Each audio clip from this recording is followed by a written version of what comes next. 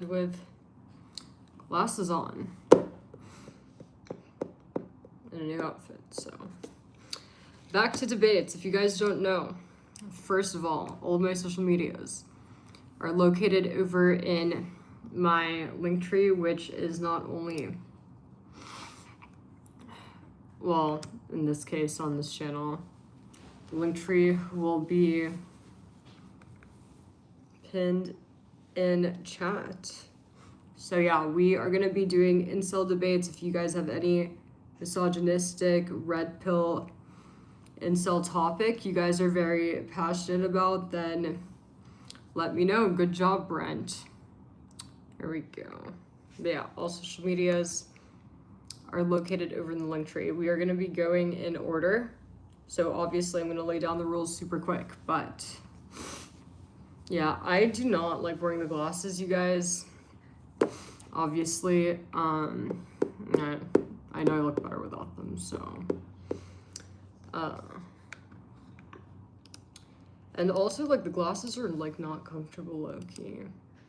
They're heavy because they're big lenses, but all social medias are located over in the link tree, and I'm gonna lay down the rules really quickly, okay?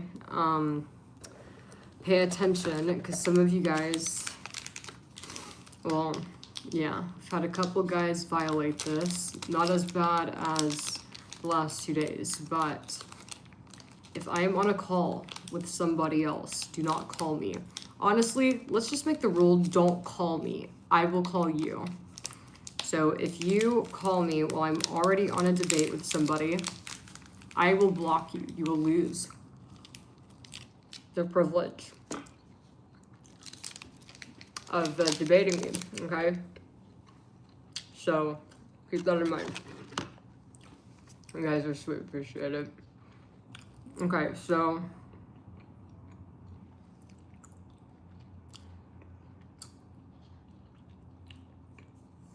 okay, we're gonna do plaques. So incel number 1.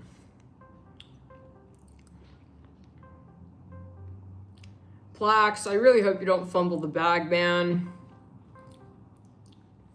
And then we have another guy. Wait, no, we don't. A world Roro. We have Apple, Maudie. Yeah, because Plax is kind of fumbling the bag right now, I'm not gonna lie. Yeah, he just fumbled. I called Plax, he didn't answer. So, Apple, Maudie, World, Loverboy. This is, his loss is your gain. Who's gonna be the lucky incel number 1? Who is debating me next?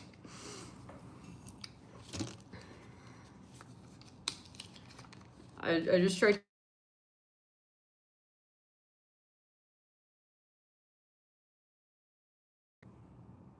Hello? Wait, hold on. Okay, hello? Yeah, can you hear me? Yes, I do. Welcome, incel number 1. Okay, so state your case. Yeah, so basically, I was an incel most of my life, socially awkward, didn't have any experience with women, and pretty much hated women for the longest period of time. Right. Believed all the incel philosophies and everything like that. And then basically got so sick of being an incel and hated it that I one day wanted to change. I didn't want to be filled up with this hate anymore, so I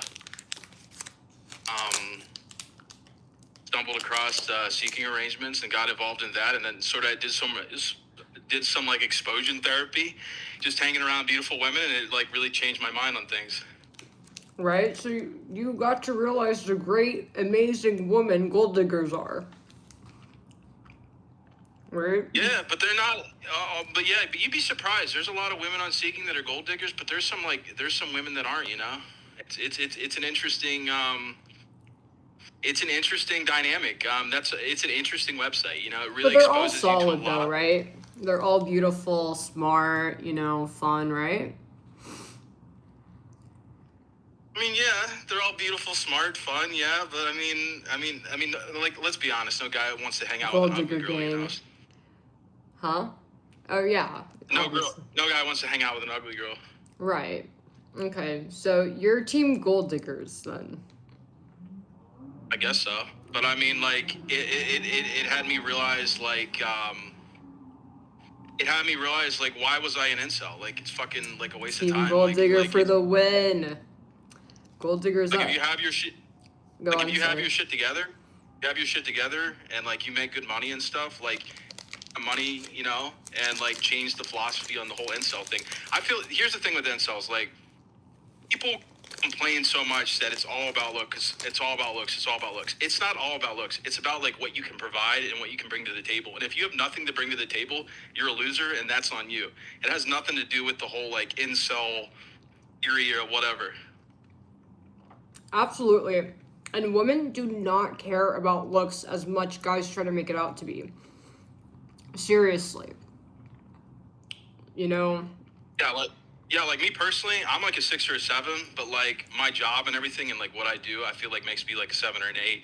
So like I could care less about like being like a supermodel or whatever. I mean, at the end of the day, like if I have women that want to hang out with me and like I get my needs met, I mean, like I feel like I'm winning. Exactly, man. Exactly. I couldn't agree with you more. Like I live my whole life as like an incel, and I just thought to myself, like,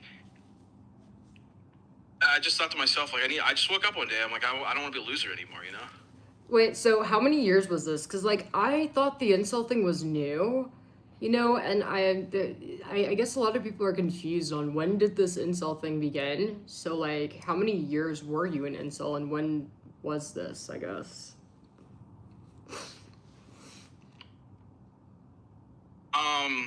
I mean, so the incel movement is like relatively recent, Okay. but I guess what I'm trying to say is like I grew up my whole life like not really like understanding women or like sort of hating women. So like I guess I was like an incel before it was popular to be an incel is what I'm trying to say. Okay. So in terms of that, is what I'm trying to say. But I was gonna say it within like the last 10 years. Okay. And I am curious, you know, was there something that caused you to be an incel? Like, because I always wonder, like, is it these guys as moms? Well, it can't be. Like, you know, it's like not everybody has good parents, right? Or was it a bad first experience? What do you think caused it to begin with? Honestly, I think a lot of it has to do with like confidence and how you feel about yourself. Like I have great parents and everything, so it's not like Right. parent issues or anything. It's more about like how you feel like growing up. Maybe if you get like bullied a lot, or you're not like the popular kid at school, or like you're socially awkward, or you feel weird or whatever, you have a hard time with women. And then like if you try to back in those times, I think to myself, if I tried to like talk to women or whatever, I would get just like auto rejected or whatever. But the reason I got auto rejected was, because of how I came across. It had nothing to do with me as a person. It was more of how I came across and how I socialized and like what I had to bring to the table. So, but like you don't think of those things until you like fully change and make a recovery from being an incel. So, yeah, I think a lot of it has to do with how you view things. Right. And then sometimes it's not even personal. Sometimes women are just auto rejecting everybody because you got to be considerate. Maybe the girl isn't interested in a relationship period, or maybe she's not emotionally available, she's going through something. And I feel like that's something to think about too, right? Because I feel like a lot of women, to be honest, a lot of times it's not even personal. She just doesn't have time for a relationship, right? Because I feel like this is the problem with men. You know, they will think that just because something is true for them, they'll apply it to all women, right? So just because he's dying for a relationship, they're all wanting companionship. They're all wanting sex with everyone but me. That's where it gets harmful, because actually the reality is, you know, at least half of the time, you know, these women are rejecting guys. No, it's like everyone's getting rejected, you know? She doesn't have the time or wants to spend time on a man, right? Anybody. Like, you get what I'm saying? You sort of have to get rejected. Like I for the longest time, I thought rejection, was the worst thing that a man could experience. But like as I've gotten older and like been around a lot of women and like understand women more and understand myself. You have to like, in order to get like a date, in order to get laid, in order to get a girlfriend, you have to take a risk. And 9 times out of 10, you may get rejected, but eventually there's that one girl that'll say yes. Right, but remember, it's not always personal. That's the important part. Because seriously, sometimes it really isn't. But I'm very happy that you got through the incel struggle. I mean, and you're happier now, right? Yeah, I don't even want a girlfriend. I just think it's fun to like take care of girls, you know. Like I have like a rotation of like different women that I'm hanging out with from like seeking, and that brings me so much joy. You should add me to the rotation. You should sub to the spicy content page.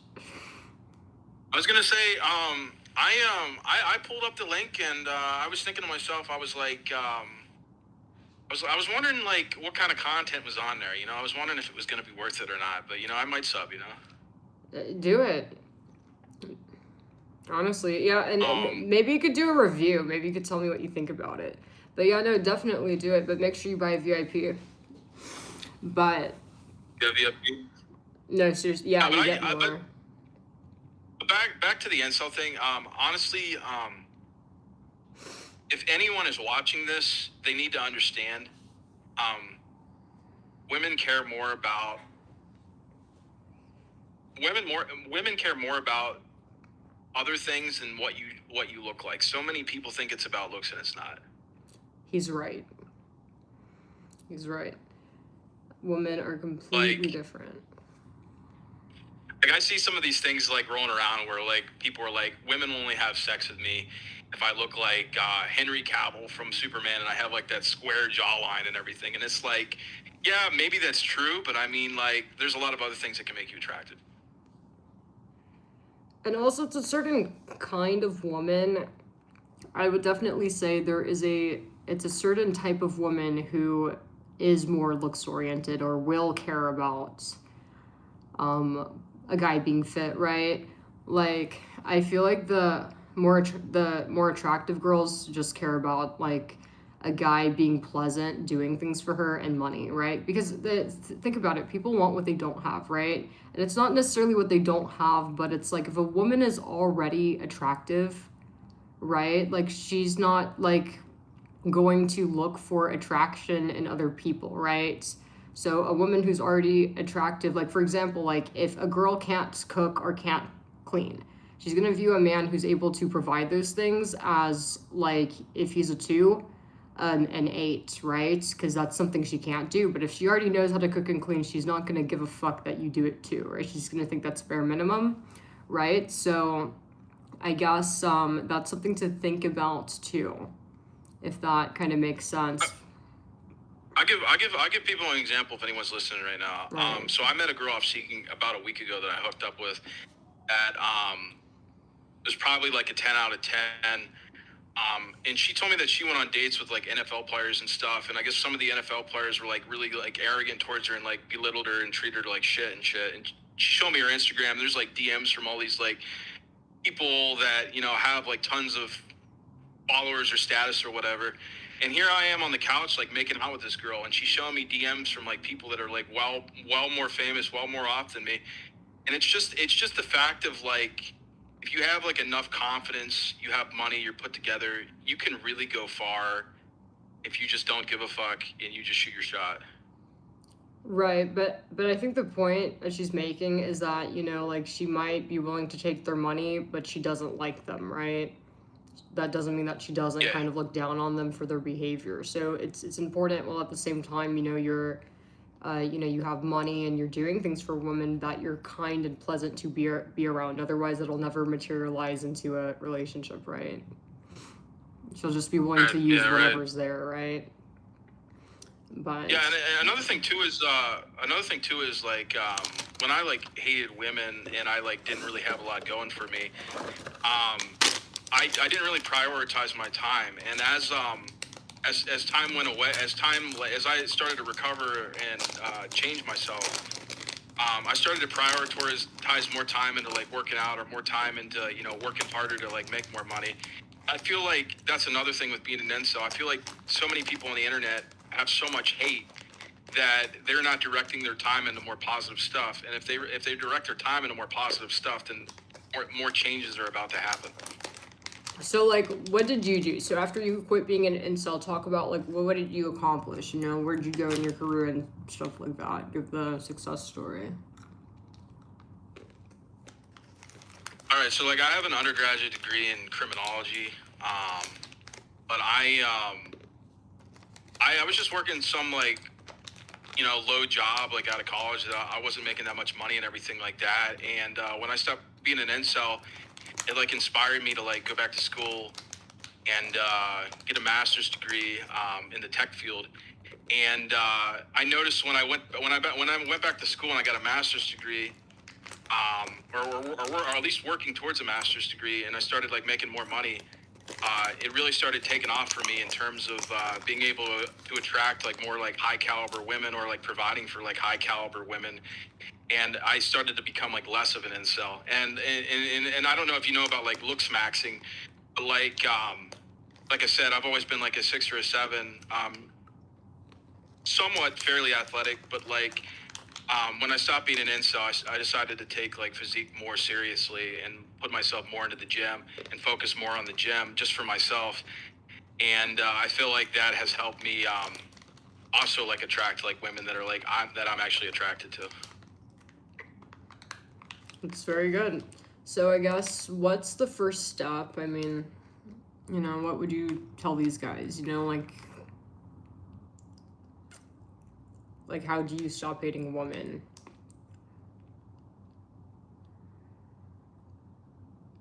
I think the first step that you have to realize is that okay, I guess like the first thing that I would tell people is like get off the internet temporarily, or get out of these groups and like direct that energy into something more positive, and like actually like work on yourselves. Because a lot of these incels, they're not like they just think that like women, they almost objectify women and think that women like deserve like women um like women need to do this or women need to do that, but like they're thinking about things in the wrong way. It's not about like what you can do for the woman. It's not about like what the woman can do for you, but it's about what you can actually do for the woman. And I feel like if men don't change the way they think and they keep thinking the same way, they'll be in that incel pattern for years or for decades. That's crazy. Wait, so you're saying that, you know, part of, you know, one of the elements of this incelism is that they're kind of stuck in this, well, what is she gonna do for me thing? Well, then why are they interested in her to begin with? Like, it's like, why do you even need to ask yourself that? You know, she's not going to you, asking you what you bring to the table. So I find that really interesting. It's like, do you kind of get what I'm saying? Like, do you see, like, you know, now that you're not an incel, like I guess, how that's a little bit like crazy, right? You know, it's like the men that ask women that will ask a woman out and ask her what she brings to the table. It's like, why were you talking to me, right? Yeah. Yeah. And another thing too is like I think what helped me was having exposure, like exposing myself. Like I think like being on the internet, being in some of these forums, being in like Reddit, just being with like other guys, you're just used to like what other guys are telling you. You're not used to like what women are actually telling you. And I think from like being exposed to a lot of women, a lot of different kinds of personalities and people, it allows you to sort of like learn on your own and discover like what women really want, and how you can become more attractive to women to get what you want. And was it like after the first date you began loving women again, or did it take some time? It took some time, man. Like I would go on dates, and like even like I would go on dates, and even if the women like wanted to get like pampered or whatever, they wouldn't like hook up with me or whatever. And I felt like I feel like it all had to do with my looks and everything. But then I realized that you sort of have to have game too. You got to know how to like talk to women. You got to understand like, you know, how to, you just have to have, there has to be some level of like, you got to be almost socialized to women if you've never like talked to women before. And I feel like, and I like messed up, because I wanted to hook up with like, these hot women, these hot girls and stuff. I wanted to see like if I could have like a strong connection, with a woman like eventually. And there's a lot of trial and error, but you just have to keep talking to women. I mean, I see a lot of these YouTube channels. Actually, if you're a guy right now, a lot of these YouTube channels that are on YouTube where like men are approaching women, like hitting on women. You should be that guy. You should go out, like if you're an incel right now, you should just go out and talk to women. Talk to I don't all think sorts that's of kinds of women. like random woman. I'm serious. Just for like exposure therapy. Like even if you get rejected, because it allows you to like understand how to like talk to a woman. The reason why I'm against that is because it's at the expense of the woman, because a lot of these girls are just trying to get home after a long day at work, or just trying to get to work, right? Like, do you get what I'm saying? Like, Yeah, but women... I mean in like a friendly context. Like, I don't mean like go up to a woman and be like, hey, like you're hot, like, or whatever. I just mean like practice like saying hi to people like on the street. I think at the right place, like go to a party, right? Go somewhere where people have time to waste, right? But the problem is, I don't like this whole shit, like, a lot of guys, in college will just try to approach girls, and it's so disrespectful, because it's like, we're just trying to go to class, man. Like, how dare you, think that, my time in my class means so little that you think you could just derail my entire day. Like, you get what I'm saying? I mean, how would you feel if you were trying to get to class and somebody just wanted to waste your time and ask you for something, right? Asking you for something, yeah, but right? I think it depends though. What if a really like fit guy came by? I wouldn't give a fuck. Like, hey. I'd literally give him the backhand, man. Like, unless he's handing me like a briefcase of cash, like I'd be big mad, man. It's disrespectful. Like, okay. That's something to note. You need to go somewhere where it's appropriate. Yeah, but that's you though. Like, there's hundreds of girls, and like I've seen videos, and even through experience, like not everyone. If Chad is listening right now, okay, not everybody's like that. I think a lot though, or a good bit of women are like me. Like, they just want to get home and watch their Netflix, or they just want to go to work and do their job, or get to class, or get back from class and take a nap. So. Because, like, you have to remember, it's important to try to look at things through the lens, or, like, put yourself in the woman's shoes, right? Because, like, straight up, like, imagine you were trying to just get to class, and maybe you might even be late, and somebody's approaching you, a man's approaching you to ask you to give him something. Usually it's a number, or at the very least, attention. You're being asked of something, right? When a man approaches a woman, he isn't giving her anything, he's asking something of her. And it's like she doesn't have the time for this, right? So I think it's important to make sure you're approaching women in the right, I guess, environment, right? At a party, gathering, or, just any place where, people are there to socialize, and also you'll likely have a better outcome. Women have, if you're at a social event, women, obviously, everybody there has the time to socialize. They're there to hang out, right? I agree and disagree with you. I see what you're saying, but I also like have talked to a lot of women that have told me, I wish men would just approach more and like not be so scared to approach. Really? Interesting. Like, I've talked to women on not just seeking like dating apps. Like, women were like, I hate dating apps. I wish a guy would just come talk to me in person, be confident, and say hello. That's really strange, honestly. I mean, maybe you're right. The women that I know kind of pretty much feel like the same, to be honest.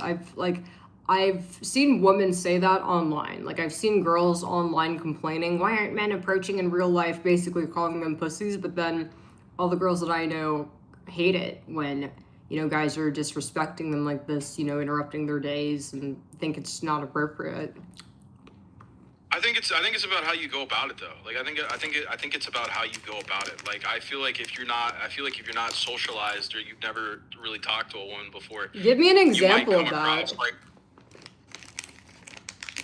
Cause like how Like if she's walking to class, if she's walking to class or whatever, and you like run up behind her and you're like, hey, like, and you're trying to like talk to her or whatever, that's like not a good context. Like you're gonna like scare the girl. okay, say that you don't run up behind her. Let's say you bump into her and you're just on campus. You don't know where she's going. You don't know if she's going back from class or to class. You just bump into her, right? But there's no running. What do you do? I mean, I feel like it wouldn't be a good area to like socialize, like me personally. But I mean, like, Okay. I may, if I think she's hot, I may ask her, and if I get rejected, fuck it, I don't give a fuck. Okay. Well, at least we could both agree on that, right? Because like a lot of guys are like, man, like it's crazy. Like, and also definitely do not approach women when you're in a fucking elevator. That is the worst. Because it feels coercive and like the woman's not going to respect you. It's like, wow, really? Like, you're going to ask me for my number when I'm in an elevator and I have nowhere to go. Like, it just like doesn't look good, honestly. It's like that's going to kind of piss a woman off because it just looks kind of, you kind of get what I'm saying. Like, imagine if you're a woman and it's like you're in an elevator and then this is the opportunity guy sees to, it feels coercive, honestly. So that's something to think about. I agree with you, but it's Okay. interesting with like being on Seeking. Like, there's a lot of women that like they know you got money and shit. Like the gold digger thing. Like, it doesn't really matter what the approach is. Oh yeah, obviously. For sure, definitely having money does help.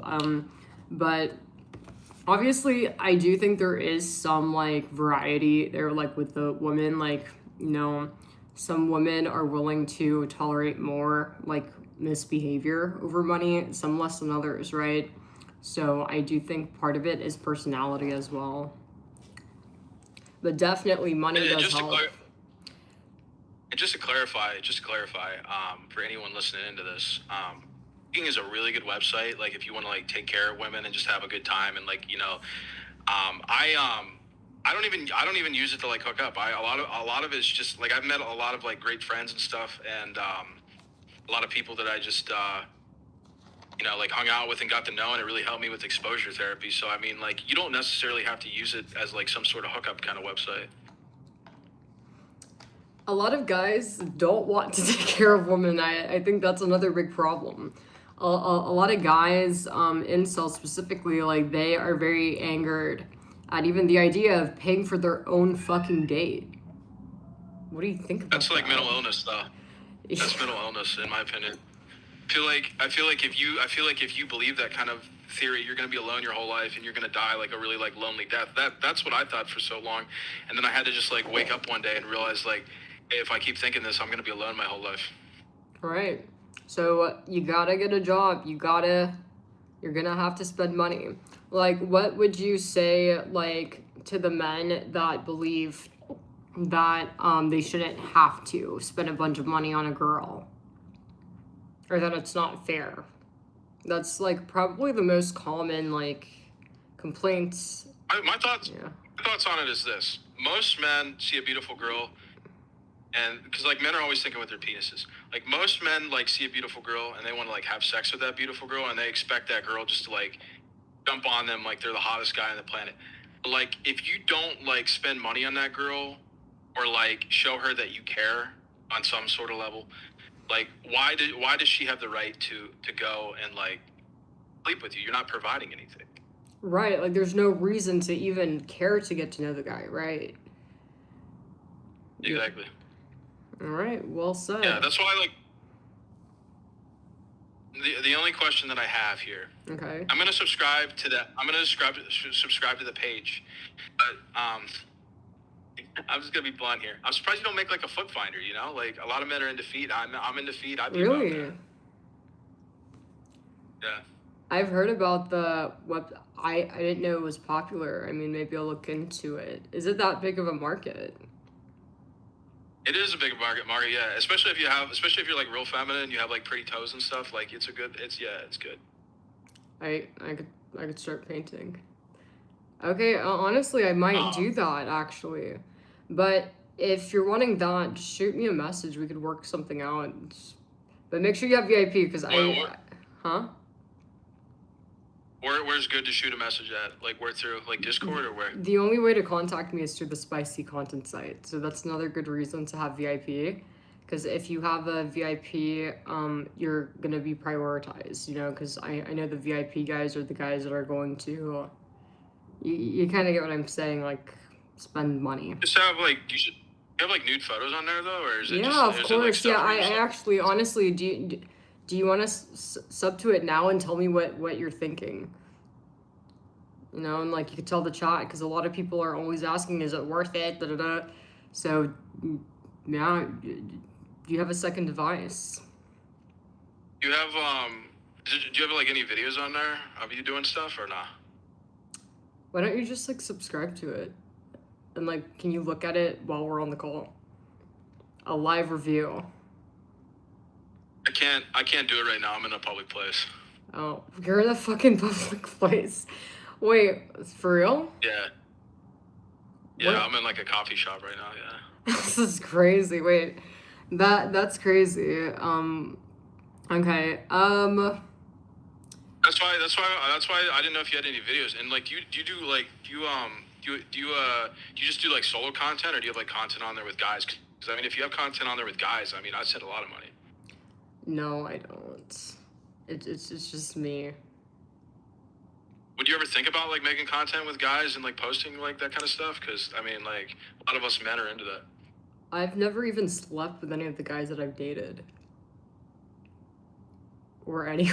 Oh, okay. Yeah. I just, you know, it's not a religious thing. It's just I don't want to do that stuff. You know. Okay, cool. Well, like I'll subscribe. I'm definitely into feed stuff. So if you could like accommodate me on that, but like I'll definitely subscribe. Wait, so yeah, can you like, tell me the market on this? So how much can I charge? I mean, I know girls that it's like, I mean, with you being really hot and everything, I mean, like probably like $1,000? $200, you know, for like a foot. Well, I guess you could do 1,000. I don't know. I mean, you got how many army of simps do you have? Do you have a lot of simps? I mean, they usually don't ask for feed stuff. I mean, I think I've seen the request like, you know, maybe a total of like 3 times, I think, but I didn't know that the market was this big or that, you know, guys were paying like that for it. But yeah, no, usually the guys on Fansly kind of, you know, you know, they just, oh, do you think you could like get off? And it's like, man, like, no, I'm not gonna fucking do that. Like, do you get Honestly, what I'm saying? Like, I don't do that. I'm not gonna do anything on my Fansly that I don't even do. Does that make sense? What am I supposed to do? Like, fucking, you know, drop eye drops into my, you know, like, into the cat and, like, pretend to? It's like, so, yeah, just so you guys know, if you guys have any requests like that, I can't do that for you. But yeah, so I usually just like photos, you know, so if a guy is asking for, oh, can you show more photos of this or that, I could fulfill those requests. But would you ever let like a fan or like a random guy like touch your feet in a public place for like 10 grand? Potentially it would need to be a little bit more because of the risk, you know. I'd charge more money, but yeah, that I'd be down to do. But it'd need to be more than 10K. Are you in the Austin area, or what area are you in? Yeah. All right. I mean, like, okay. Wait, all right. You're in No, Austin? I don't live in Austin, no. Okay. But yeah, you I live on have the East to Coast. bump up the number, but wait, but for how long would this go for? Like 30 minutes, 20? Just for like, I don't know, like 15 minutes, you know, something reasonable. Easy. Okay, yeah, no, that I'd definitely do. What the fuck? Absolutely. Yeah, because, okay, can I, all right, shit. Like, anyone listening that is an incel right now, like, if you want to, like, touch your feet, like, you just, just pay them. Yeah, you're gonna have to give more than 10K, but, you know, I'd be down to do it, but a little more than 10K. You know, like All right. I don't want to All right, price sounds out good. my market, but I need to be reasonable. So I'm like kind of thinking a bit. But All right, sounds good. all Well, right. I want to say I'm a huge fan of your videos. I'm a huge fan of your content. I For just how long wanted to have you come on been here and tell watching people for? that I would say like maybe like a year and a half. Damn, that's crazy. Yeah, I'm a huge fan of your content. I'm a huge fan of like what you do. I feel like a lot of men can like learn from you. I feel like a lot of men watching this chat right now, like I said, like it may seem like I keep talking about money, but a lot of it just comes down to you taking care of yourself, you holding down a job, you like being able to be self-sufficient so you can have like a woman in your life. Because if you have nothing to bring to the table, like why would a woman even like consider you, right? Exactly. You know, and men need to remember that the only reason you're even thinking about the girl that you're thinking about is because she's attractive, she's in shape, you know? Like, how would you feel like if a fat girl or that's chopped was like, you know, kind of was harassing you or bitching at you for not wanting to be with her? Like, you'd feel really uncomfortable, right? So, when you're a guy and you're lashing out at a woman or acting weird because she, you know, doesn't want to be involved with you because you don't have anything she's interested in, you know, this is kind of the, I guess, female equivalent. Imagine a fat girl, like, you know, like, how dare you not want to date me just because I'm fat, da, da, da. It's just ridiculous, right? Obviously the man wouldn't want the fat girl because he's not attracted to her, right? Same as the woman. I got a proposal. Hear me out. Okay. I got a proposal. If I was willing to like put the money like where you'd be comfortable, would you ever do like a video like that you could post on your like social media or YouTube channel called like Incel like Reform, where you like meet up with an incel that like maybe does like touch your feet or whatever, but, like shows that like an incel can go from being like a loser to like a winner. Yeah, for sure. Like on YouTube, obviously, as long as it's like YouTube, like, you know, it's like not against the community guidelines, obviously. 100%. All right, cool. Well, I'll shoot you a DM on Fansly. Everyone have a great day. I just came on here to change up the vibe because I was listening to a lot of calls and everyone just sounded like a loser, you know. And I just wanted to show that, you know, you can be a former incel and not be a loser your whole life. Well, I'm glad I had you on, and I hope that, you know, this inspired some of you guys here in chat, because a lot of you guys are like, you know, really pathetic, honestly. But yeah, like you can, yeah, like real quick, anyone in chat, like if you want to get with a hot girl like this, you just gotta put your money where your mouth is, you know. exactly. As long as you're pleasant and you put up the money, like, you're basically in, right? It's just a matter of when, right? Because you gotta also remember, women have lives like you. Something could be going on, or she could be busy. So if you're just patient and pleasant, like at some points, it'll work out. You know, it's like you get the effort you put in, for sure. Right? All right, well, I'll hop off here so someone else can get on, but I just wanted to come on and show that, you know, like, there's hope it's for all the about, incels. like, huh? There's hope for them. Yeah, there's hope for them. Yeah, take it easy. Everyone have a good day. All right, appreciate it. I hope this inspired you guys. More of you guys should be like plaques. The comments are crazy. Okay, who is gonna be next? And also, if you have an incel success story like this, you know, call in, share your incel story. I'd love to hear it, you know. And also, you know, these guys could use some motivation. So everybody comment if he motivated you.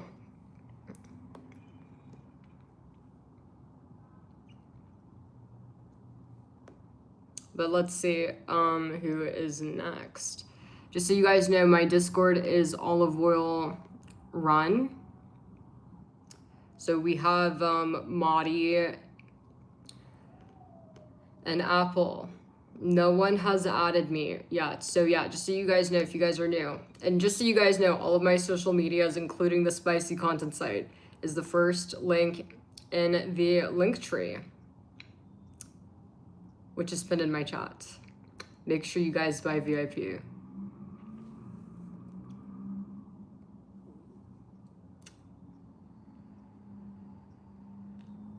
But yeah, if you have a misogynistic red pill incel opinion you're very passionate about, or maybe you used to be an incel and have changed those things, you could call in. But yeah, fuck you, athletic. You're a worthless sack of shit. It's not my fault that your mom fucking hates you and you live in your mom's fuck ass basement. You're a fatherless bitch. And you know what? That's a fucking permanent ban. You have no money and now you have nowhere to talk and chat. And you guys need to try to get these guys out. But I'm glad that this motivated some of you guys. Yes, some of you incels are honestly a lost cause. But yeah, if you guys want to get better, just get on seeking arrangements. Find yourself a nice, lovely gold digger, a nice girl to buy things for, and, it'll really change your view, because gold diggers are honestly the highest value woman. These are like the most attractive woman, most intelligent woman, and just all around solid, right? Gold diggers definitely don't deserve this kind of, incel hate that they get. And if you guys actually got to know a gold digger, took her shopping, you guys, would really change your minds and very fast. So yeah, no, the guy's not trolling.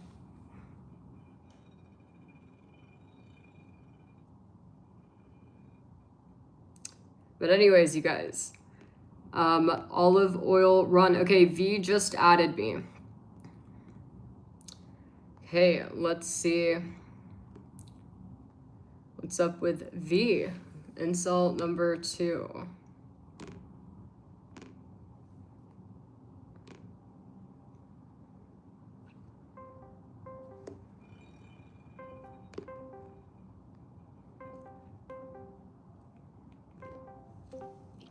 What's up, V? You. What's good, dog? What's up? So, okay, what is your case? What do you want to debate? Or did you want to tell a story or debate? Honestly, bro, I'm just chilling. Okay. How long have you been watching the live? Like 4 minutes? Oh, okay, so what we're doing here is if you have any kind of misogynistic red pill incel belief, we're debating that. Or if you used to be an incel, you could tell your success story like the last guy. Nah, I've never been an incel, but it's just really funny. What's funny? The whole live, bro. I've watched your lives a couple times. Oh, pretty funny. What is your favorite part about my live? I'm not gonna lie, all of it is really funny, though. I'm glad you like the stream. Pretty funny stuff. Am I your favorite YouTuber? Man. What do you fucking mean you watch a lot of people? You should only be watching this channel. This is the best channel. This is not even the channel I watched originally. What do you mean? I thought it was enough because I was already subbed to it. Oh yeah, no, so I have 2 channels. So my olive oil run channel, that has the 500k on it. I just began using this channel again. But yeah, you definitely need to be subbed to both. But yeah, no, quit watching all these other, rookie YouTubers. You just need to watch my channel. This is the best channel on YouTube. You gotta, full send. Nah, dude. But yeah, no, I really do have the best content on YouTube. But I'm not gonna lie, yeah, this is top tier stuff. Very entertaining. Appreciate it. Well, is there anything you wanted to share to the chat? Or... Honestly, no, I wasn't expecting you to call or even be interviewed, to be honest. I didn't know what to expect. A lot of these guys, honestly, I was shocked, because I thought that, when I opened up the incel debates, I'd be getting a shit ton of calls, hella guys wanting to call in. I was shocked to see, like, how many men, will, like, talk shit behind a keyboard, but then, when they're given a opportunity to... It's so weird that Yeah. like, they'll do that, but they don't want to like actually speak to. Right, and I've been nice to everybody. I've done my best to create a safe environment. You're pretty cool. I'm not gonna lie, like it's you're crazy. calm, you're respectful. But like, if somebody tries you, you're definitely not gonna like. Oh yeah, like the brush it off. pitchfork comes out. It's like my favorite part. I'm not gonna lie. Man, like I just can't help it. I black out pitchforks out. It's pretty funny though. I'm glad you guys think it's funny, but yeah. You should like encourage these guys to come on. Like, don't be afraid. Like, try to kind of, Honestly, like there's nothing to be afraid of, bro. Like they don't feel like expressing themselves how they do on the keyboard. Fucking like you said, an incel. Like it's pretty funny, bro. But yeah, you guys, there's nothing to be afraid of. If you guys don't agree, or if you don't think you should quit being an incel, or maybe you think incelism is a good thing, okay, then come on and defend your case. Why is it good to be an incel, right? Just any kind of strong belief, we want to hear you out. So, let me see if anyone's, like, added me.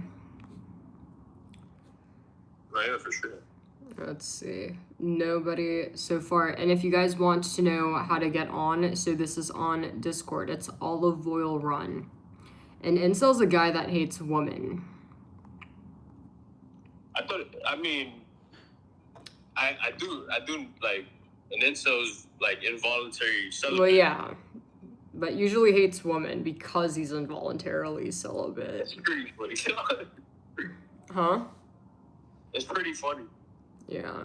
Nah, man, these guys are fucking deranged. Some of these guys. How long have you been doing this? Like the stream tonight or today, or like YouTube in general? Nah, like just in general, yeah. YouTube. Oh, YouTube? But more so like this kind of content, and like the live and shit. Oh, like the debates, you mean? Yeah. Just a day ago. Nah. I was watching like last week.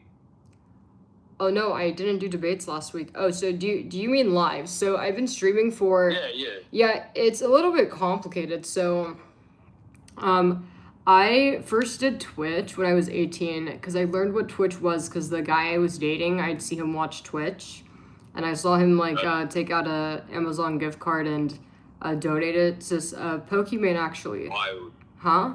Yeah, and I was Wild. like, what is this? Because I didn't know what the website was, and he explained it to me, and I'm like, oh, I should do that. And, he was like, oh, no, like, acted weird, and, obviously I just did it. And, so I did Twitch at first, but then, Twitch, I don't like Twitch because they ban people for no reason, right? I got banned from Twitch. And then I got unbanned and then banned again, and I was like, you know what? I'm not going to waste any more time. This is not worth it. Like, I'm done. So then I did YouTube, and then I kind of took a break because of college. I was just a little bit more busy and wanted to kind of focus on college, so there was a little bit of a break. And then I got back into it. I really picked it back up, I'd say... March of, March 2024, I think. Yeah.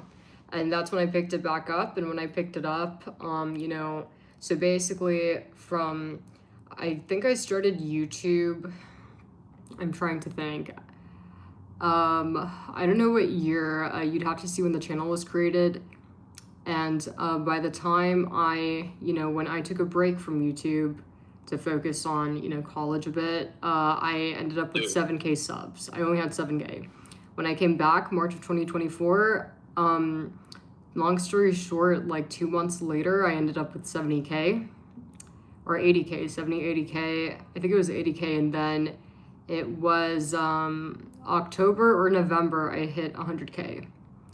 And then, you know, I was kind of active on and off, and then it was just last summer when I went from 100K to 500K.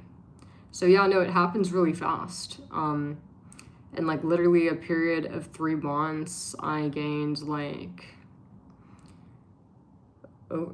fucking 400K, pretty much. What made you like start the? Because I know you don't just it's not just about like incels and shit. Like, what made you want to like start doing that? Start doing social media, money, man, money. Not social media. I meant like how on your live you like discuss like certain topics. Oh, this began like a day ago. I'm not even joking.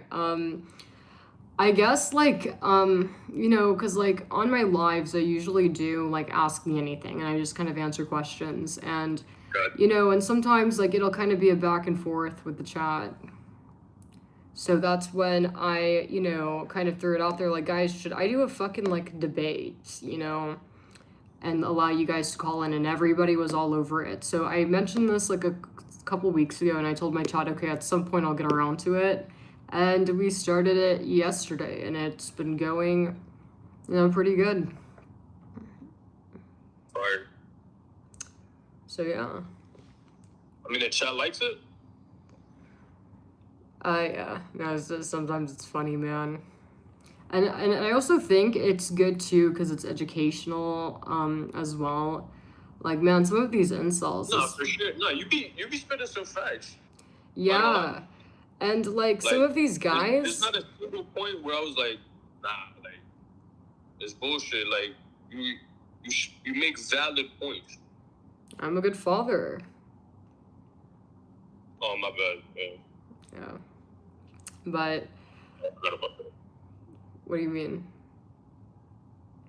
Like that shit. I don't want to sound like ghetto or anything, but like it's just how like my upbringing. Like I don't code switch or anything. That is. I am who I am. But I know for like YouTube, like I can't be doing it. Oh, I couldn't hear. I just said that I'm a great father.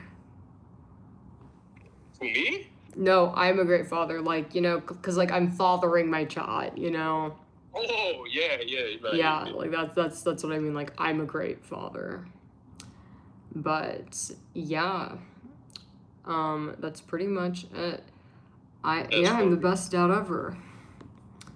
But let's see. If you guys want to debate, again, it's olive oil run. I'm gonna give you guys like 10 more minutes to, you know, gain the courage, you know, maybe, you know. Oh, somebody added. Who's this guy? There's a buy. Yeah, I'm gonna let you go. All right. Appreciate it. Bye. Safety. There's a buy that added me. And again, you guys, olive oil run. I'm going to give you guys 10 minutes to, you know, you have a 10-minute window to call in. After 10 minutes, I'm probably going to close it down, but don't worry because we will be doing this again tonight. So if you were to, you know, afraid of women or your incelism, your incel woman derangement syndrome just overpowered and, you know, you just couldn't, what's the word? Overcome this incel derangement syndrome. Just know that, you know, you could always call in on the next one. So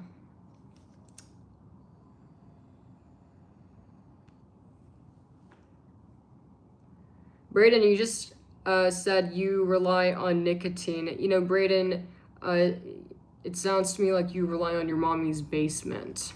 Like, what the fuck is up with all this fucking vape hate?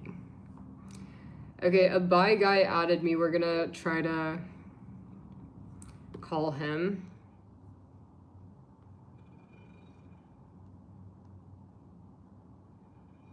This is incel number 3.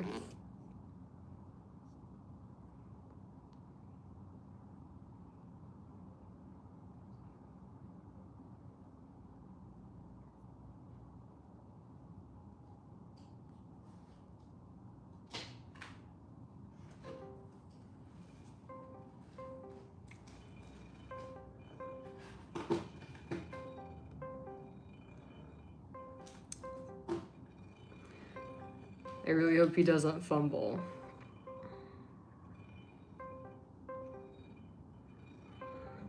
Hi, baby. If you guys are new, I have the cutest little baby. I have to show her to you. He's so adorable. Welcome, incel number 3. Your mic is muted.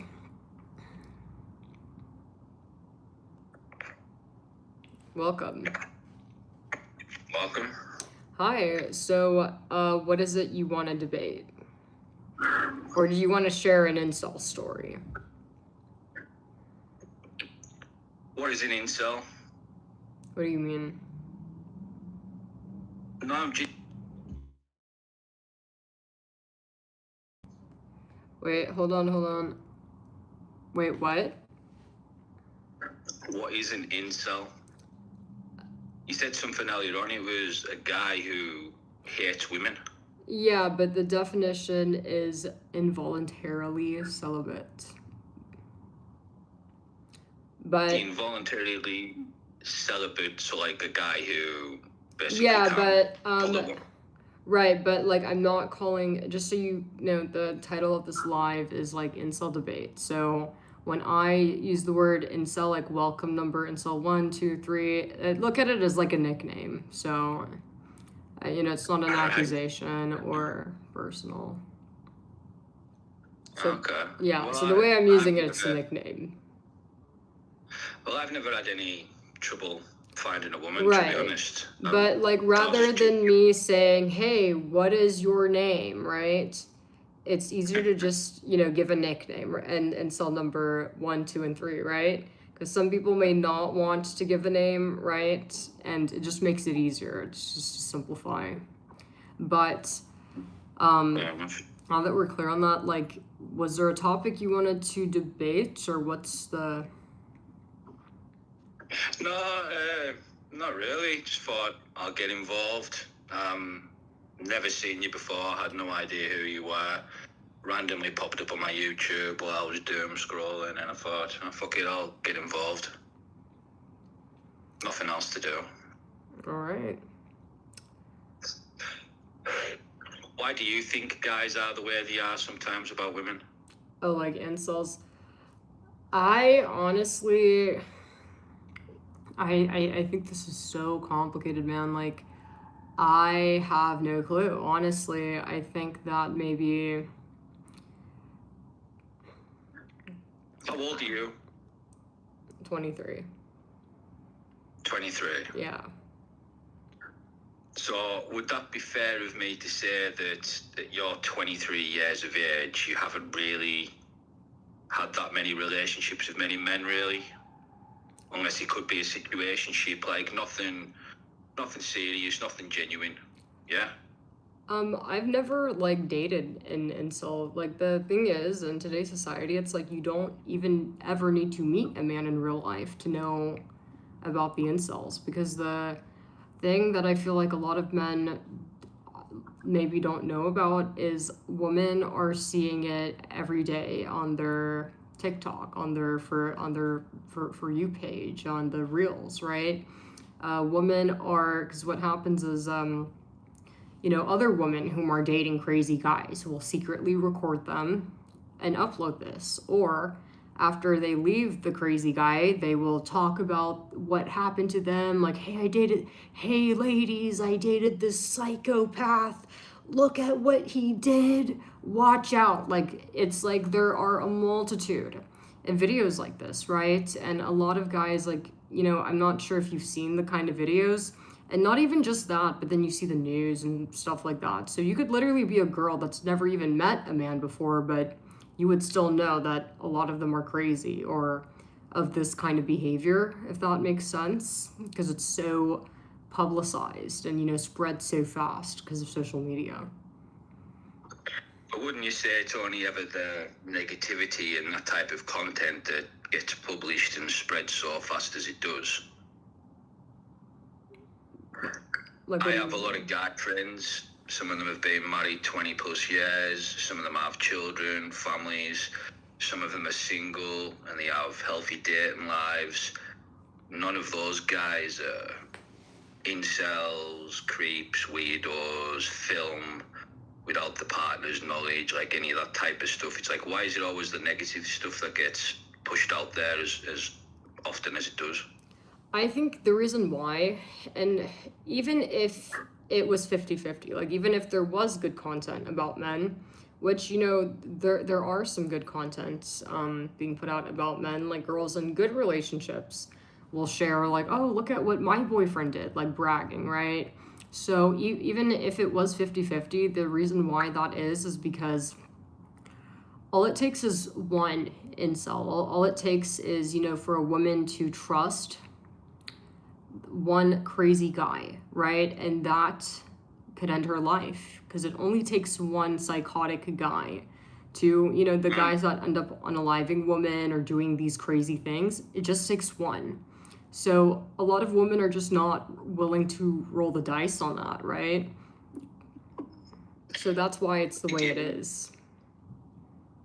Again, but why is it always the guy who's at fault? What do you In the mean mainstream media, on TikTok, socials, like, why is it always the guy who's at fault if there's equally all of these crazy guys who do these crazy things in relationships? If we're talking about like murder, right? Like murder or rape, it's because, you know, it's kind of a fact. If you look at the data, men make up like over 99% of all crime. And violent crime, I believe it's 99% actually.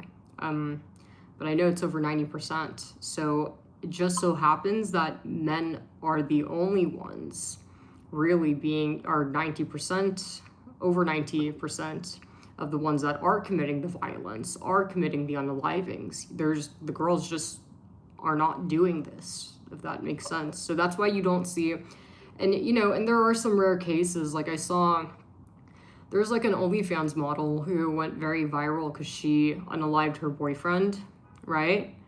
And yeah, that's a rare case, but again, when you look at the data or you look at how often men do this, and it shows in the data, it's obviously the danger disproportionately, you know, applies to women. I feel like the whole landscape changed like years ago. The whole Me Too movement, everything changed. I remember a day where I could walk into a nightclub just with my friends, male and female, enjoy our evenings. If I seen a girl and I thought she was pretty, I could go over to her and I could talk to her, and well, yeah, simple. Always respectful, didn't have to come across as rude or arrogant or try to force yourself on the girl, anything of the sort. It was just polite conversation. It either went the way you wanted it to or it didn't.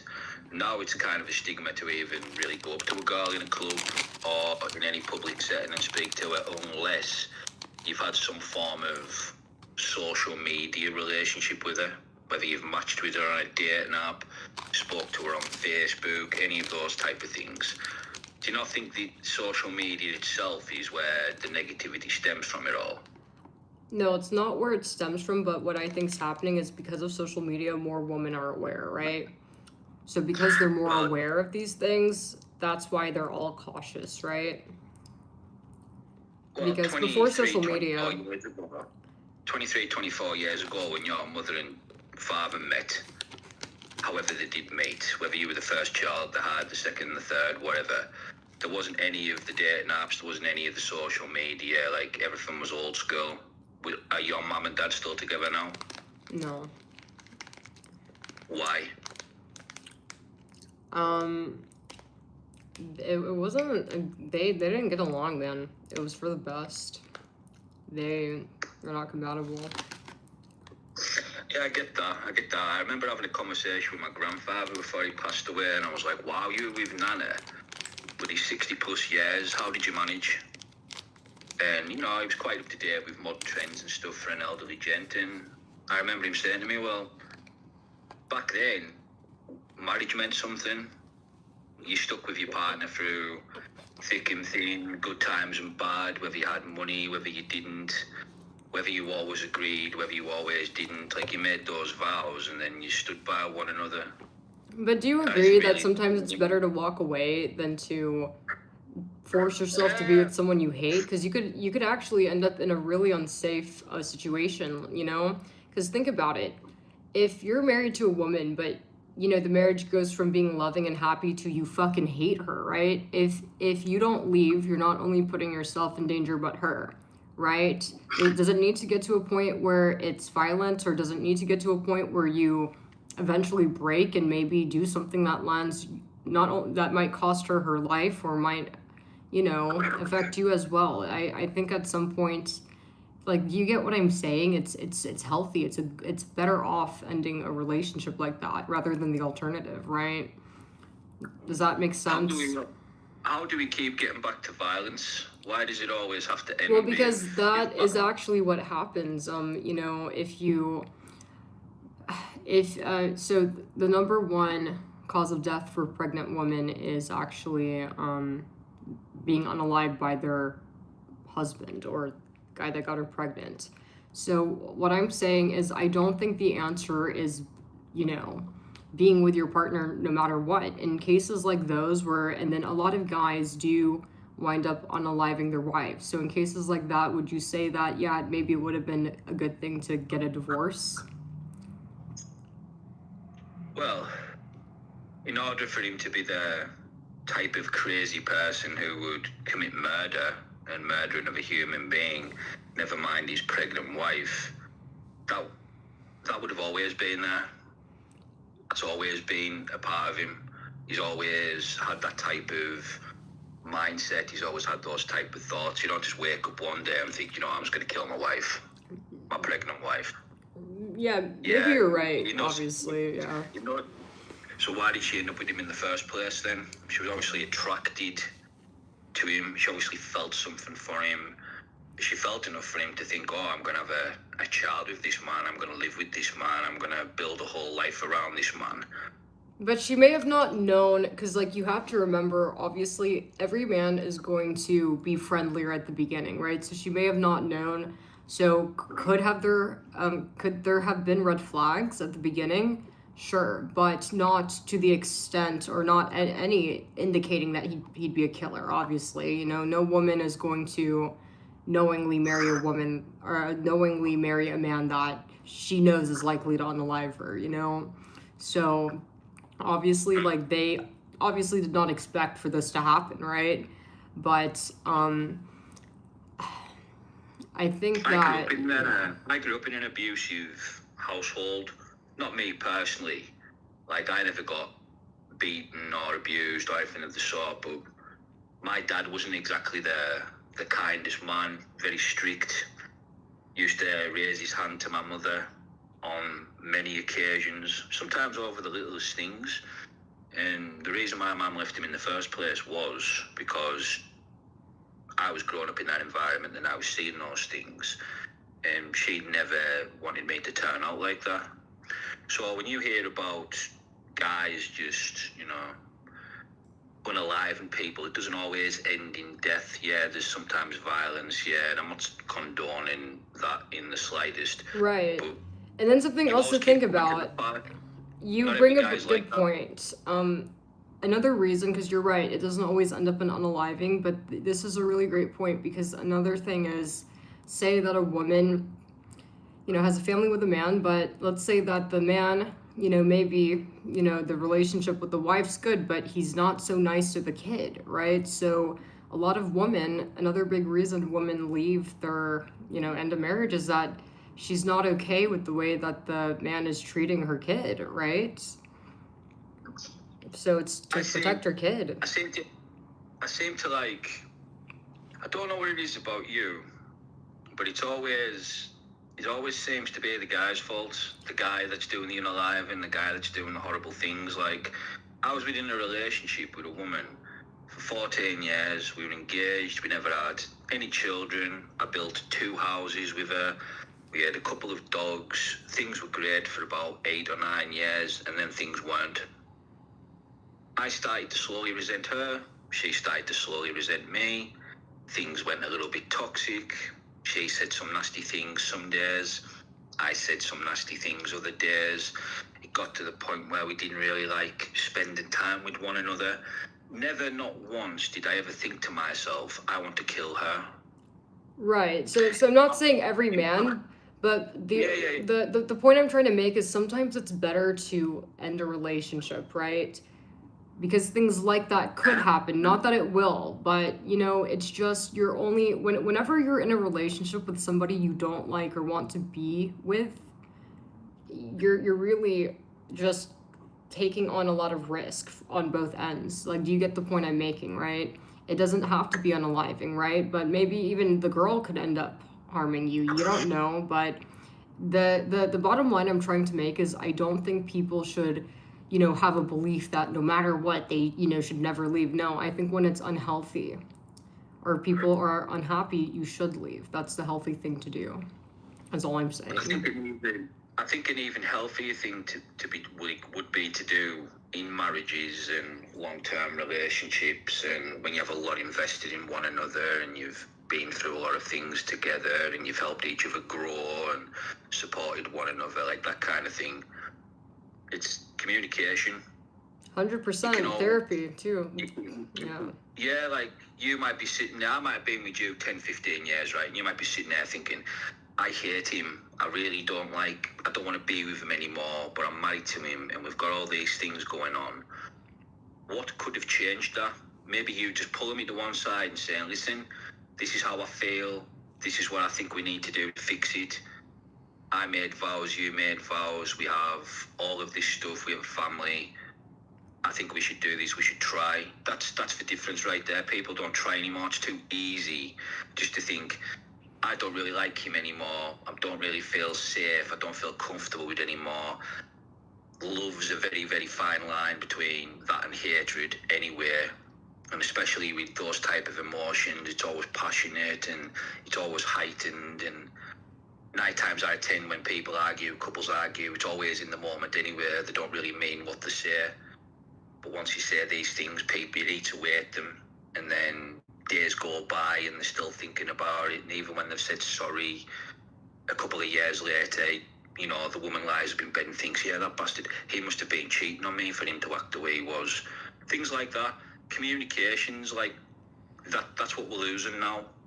And I do agree. Like, a lot of people could benefit from therapy. You know, the problem with I feel like, you know, not enough people use things like, okay, if you're in a marriage and you know you have a lot, you know, invested into this, right? You have a reason to not end it, you know, rather than just fighting all the time, or, you know, if talking doesn't work, then, you know, maybe, you know, there comes a point, you know, and especially if there's resentment, right? In a relationship, it's like, you know, you have to go to a therapist. You need to go to couples therapy, right?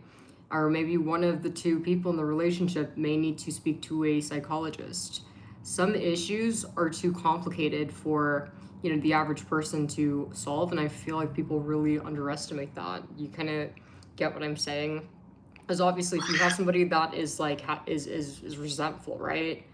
And it's to the point where it's like you feel like you've done all you can, well, then that is where, you know, a professional needs to come in. Maybe couples therapy would be beneficial, right? I feel like sometimes that's drastic. Well, let's go and say a psychologist, let's do couples therapy. Why can't it just be something as simple as, I feel like you don't bring enough money into this relationship. I feel like you don't spend enough time with me. I feel like you don't show me enough attention. I feel like you don't listen to me. Like, there could be a vast number of reasons why things aren't working. It's not always as drastic as, I think we need to go and see a relationship therapist, or we both need psychological help. It literally is simple sometimes. Again, I feel like this is something that's missing. younger girls, obviously I'm older than you, you're only 23, younger girls, they see all this negativity online, and all due respect to you, you're your own, respect those, but it can be a bit biased, it can be a bit warped, things can get lost in translation for us, especially on YouTube and TikTok. Not that I have TikTok, because, well, you know, I've got shit to do, I'm a grown-ass man, but, like, you can watch these things and there's just as like the same amount of channels that are dedicated to girls having meltdowns on TikTok, girls doing stupid shit. There's entire podcasts of girls getting stopped and asked in the street, like, oh, why is height important? And then they get the scales out, like all those things. I feel like it's more of a 50-50, and then for every video where it's like, oh, guys are a problem, I don't feel safe talking to men. If men approach me, men can be psychopaths, men could hurt me. Like the whole bear and the guy argument in the woods. You know, I remember seeing that a couple of months ago and thinking, what on earth? But it's like the whole, you know what I mean, though, it's like, it is 50-50, it is 50-50. You know, and then you see these girls and it's like, oh, I'm 23, and they're like, oh, what's your body count? It's like, not one of them's ever had a legitimate loving relationship where something's being built. How did you split up with your ex? Did I hear you say before? I thought, you know, I'm going to download Discord and, you know, see what this crack is, because somebody said something to Pokemon or something stupid like that, was he? Was he what? He sent something to Pokemon or something. What? Wait. Oh, no, that wasn't what caused the split up. That's just how I found Twitch, right? That wasn't the issue. What caused the split up? So yeah, all of my relationships have been pretty healthy. I've never had any conflict in my relationships, but so the first. You've never been hit. No. Strangled, hit, threw against the wall, horrible things. Man, that's like crazy. No, absolutely not. Yeah. Of course it is. So why do you feel the way that you feel? Because I do understand at the same time, even though all my relationships have been healthy, I do see, because like I don't have to date a man like that to kind of see, like obviously, if I come across like a raging incel or, you know, like even you may like see crazy guys, right? Like I'm sure you've encountered guys that are kind of like crackheads, you know, or like maybe a guy in public acting weird, and you even know he's a weirdo, right? Or he's crazy, right? So so like I kind of see them everywhere, you know, and it's like I feel like, you know, part of the reason why I did not have any bad like experiences is because I'm aware of, like, you know, I feel like I have a better, I'm able to kind of pick up on the toxic traits better, right? Because I'm aware of the kind of guy that's going to be acting weird or is going to be nagging all the time. So if that kind of makes sense. And I'm also aware that the kind of guys that I date are like more rare, you know, like rare. It's like they're just kind of unique, and also something too about the kind of guys that I date. And you see, this is kind of the issue a bit. They're usually more introverted. This is not the kind of guys that are going out or like putting themselves out there, right? But these are like good guys. Like they're not incels. They just live a more introverted life. So a lot of good guys, like a lot of women may never really get to access them just because they are very much like, you know, like they're like self-fulfilled, happy with their, like pretty much the kind of guy that just gets his work done and then has his hobby, right? Like you get what I'm saying? Like they're more introverted, so it's harder to meet them sometimes because of that. So like, you know, but also it is rare, you know, because a lot of guys who, you know, are more, not every guy that's more like that doesn't go out or who's more to himself is a nice guy. Not at all. A lot of them can be angry. They're not going out because they hate women. But the guys that I've dated, it's not that they're not going out because they hate women. It's just that, you know, they're just more to themselves, if that makes sense, more private. But I forget the question, but no, I've never had any conflict like the stuff that's going on today. But there's no doubt that I'm able to see that a lot of guys are red flags. And even though they're not all killers, something that I've noticed is most men are not capable of getting along with women, period. You know, and I could see that, you know, like a guy that's off the bat, like some of the guys that I've had, that I've interviewed, you know, they'll say like outrageous things, man. Like, you know, like, oh, you know, like it's like even in the way they talk, oh, like the rules that I set on my girlfriend. It's like, man, like, you know, when a guy's talking like that, it's like you already know, like, you know, this is a guy that's a headache, right? You know. Well, there's rules kind of like unset in every relationship, really, isn't there? Huh? Wouldn't you say there's rules in every relationship? No, that's outrageous. I believe that when you're dating somebody, they're a part of your life, right? Obviously, you should have your set of hobbies and your free time, and so should the other person. You have your life and your hobbies, and then on top of that, there's the relationship, right? So I'm not gonna be like, oh, like, don't do this, don't do that. Oh no, you can't, like that. That's crazy. Like, you get what I'm saying, right? So if you start dating a girl, and this is a girl that, you know, what she does for fun in her free time is go out with the girls, it would really be like outrageous, kind of like you kind of see where I'm getting at. If you date this girl and you're like, I don't like when you go out, it's like, why did you even start dating then? Like, why did you pick her? Like, you just wasted all your time, right? Just to burn your relationship down for no reason, if that makes sense, right? There's levels to this. It's like, boundaries. Oh no, there's levels, like the R rules. It's like, go on then. I'm seeing you. We've been seeing each other for 6 months. There's the R rules. You're not gonna like it if I start texting some girl from round the corner here. That's me breaking the rules. I feel like that she shouldn't need to say that.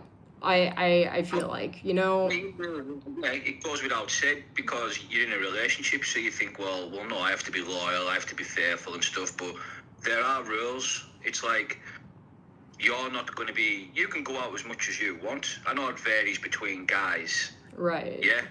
You can go out as much as you want. Some guys are comfortable with it, some guys aren't. 9 times out of 10, if they don't like the girl going out often, that's because there's no trust, which means they shouldn't be in a relationship anyway. Without any trust, there's nothing. I actually don't think it's trust. I think it's a lack of boundaries. It's like, you know, men need to they need to learn that the woman is a part of his life, not like a doll, you know. It's basic boundaries and kind of like a respect thing for the other person. Like, you kind of get what I'm saying. Like, imagine something that you do personally for fun. Mm-hmm. Imagine if you dated a woman and she's like, I just don't like, what is something you do for fun? Like, anything. I like working out. Okay, great. So what if you dated a girl, you know, and you like her, everything's great, but then out of nowhere, I just don't like you going to the gym because there's whores. You know, what if you're looking at, like, man, you wouldn't want to be with her no more. Like, you think she's crazy, right? Like, there's whores not wearing clothes.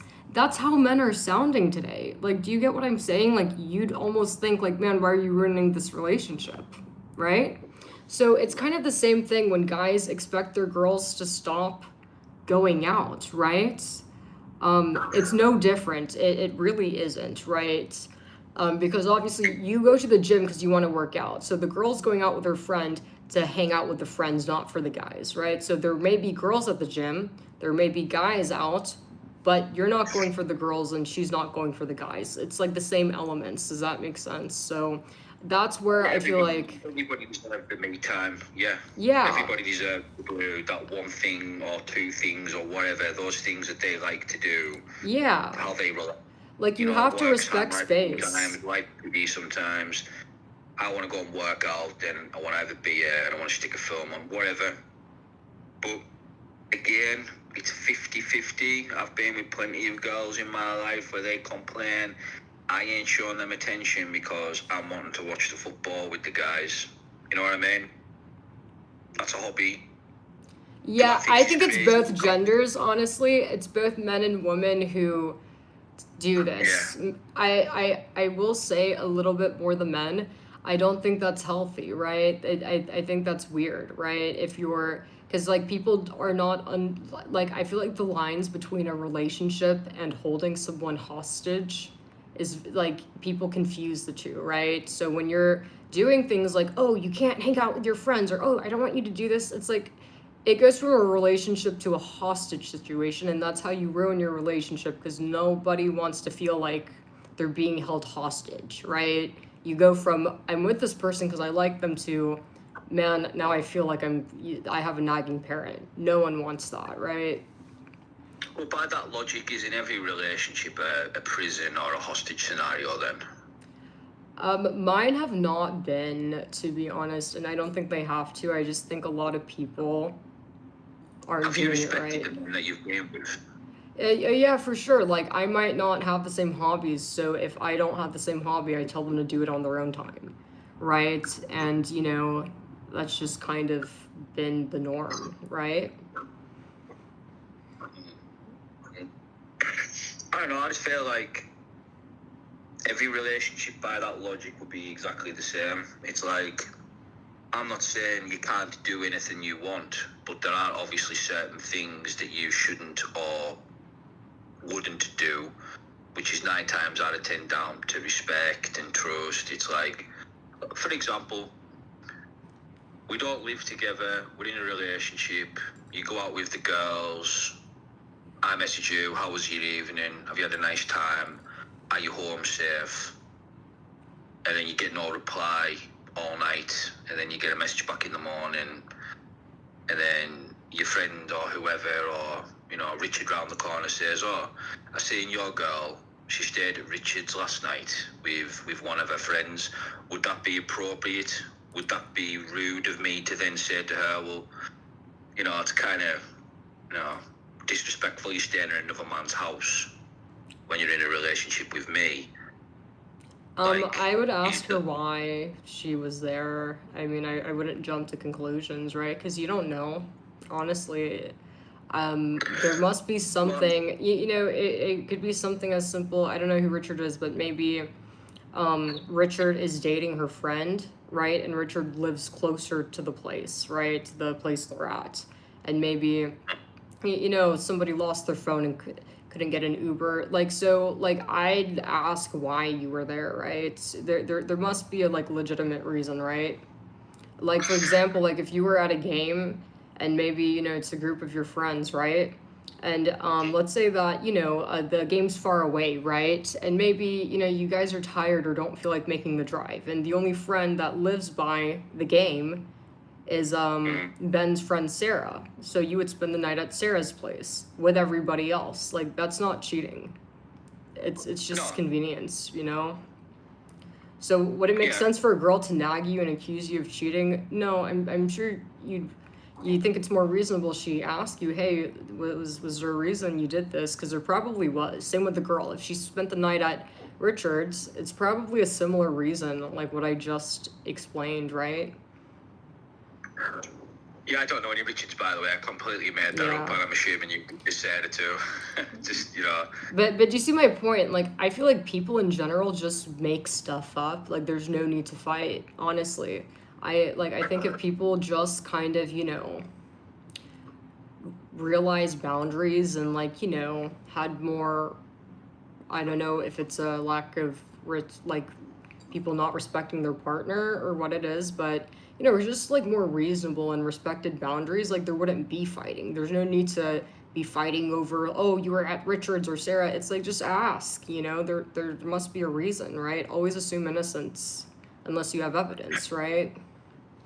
It's a tale as old as time, these arguments and these petty squabbles you have in relationships, like they're never going to go away, whether it's jealousy or trust issues or anything of the sort. Yeah, every couple, each one of them should have their own hobbies and things they like to do by themselves, and then just as equally, you should do things together.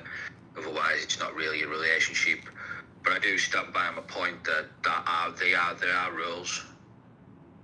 If I'm flirting with a girl in a club, that's wrong. I shouldn't be doing that because I have a girlfriend or a wife. But she shouldn't need to stalk you to make sure you're not doing that. Because if a woman is having to stalk you to ensure you're not doing this, or if you are having to stalk your own partner to make sure this isn't happening, I think that's outrageous. Like, so do you kind of get where I'm saying? So you're right about that, but it's like if you're having to literally surveillance the person you're supposed to be dating or in love with, what do you make of that? Huh? You shouldn't be with them. You shouldn't be with them anyway.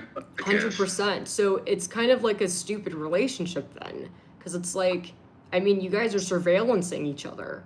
This isn't dating. This is really like two people having a mental breakdown, honestly. You know, it's like, I don't think anybody should be looking for reasons, it's almost like people are trying to look for a reason to fight, like they're police officers or FBI agents, honestly. You know, it's like... Well, now, everybody, as much as people want to see the heroes or whatever, they love just as much, probably a lot more than to find villains.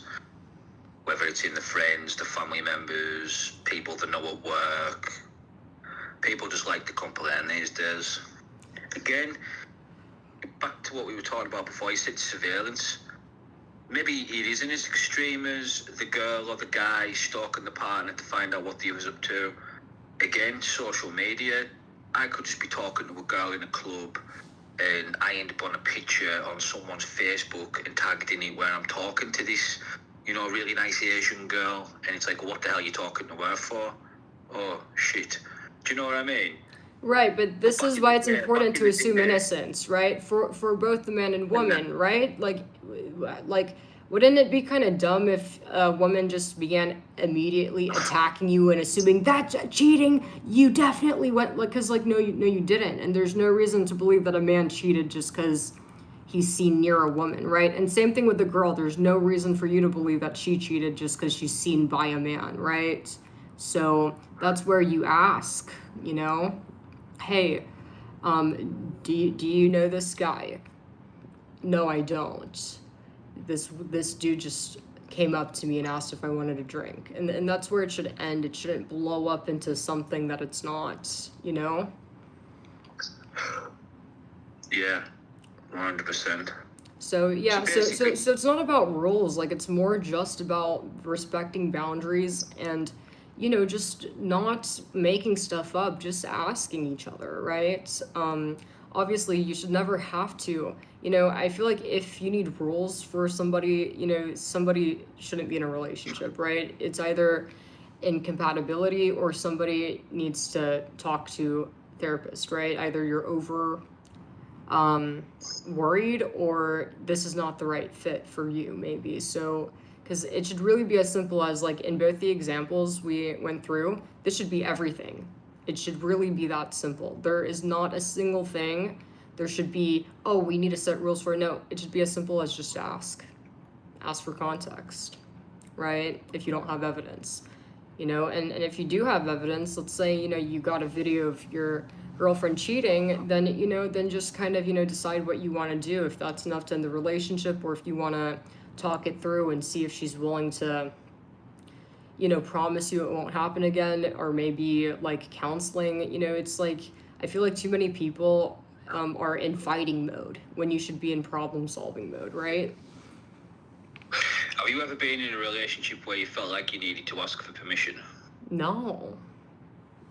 Ever? Never, man. So a lot of the problems I see in my chat are guys ask me, I honestly, sometimes I wonder if they're trolling, but nope, never. So in every relationship you've ever been in, you've basically just done what you wanted to whenever you wanted to, yeah? Absolutely. And that's probably why you're single.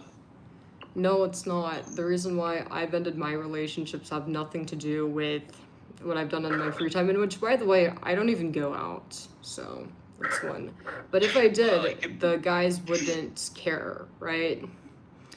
The reason why I think a guy always cares when his partner goes out, and I think a woman always cares when a partner goes out too. I mean, really. I didn't care when the guys I dated went out. Like, it's like I chose. You didn't love them, not really. No, Maybe I did. You think so? Of course I did, but why would I date a guy that I think is looking to leave me. Like, I don't want to hold anyone hostage, right? You know, I don't want to be with a guy How did that. you get to that? Huh?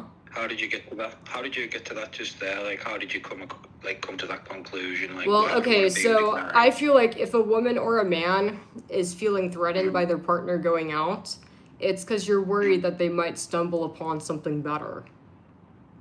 And why would that person feel that way? Because either they feel that their partner doesn't love them, or they feel that they're not enough, or that they're too easy to replace, right? So does that make sense? I think me and the guys that I've dated, neither of us have felt like we're that easy to replace. And then two, we don't, you know, we both felt loved by each other, right? So do you kind of get what I'm saying? Like, when you feel secure, like, you're not gonna have those worries, right?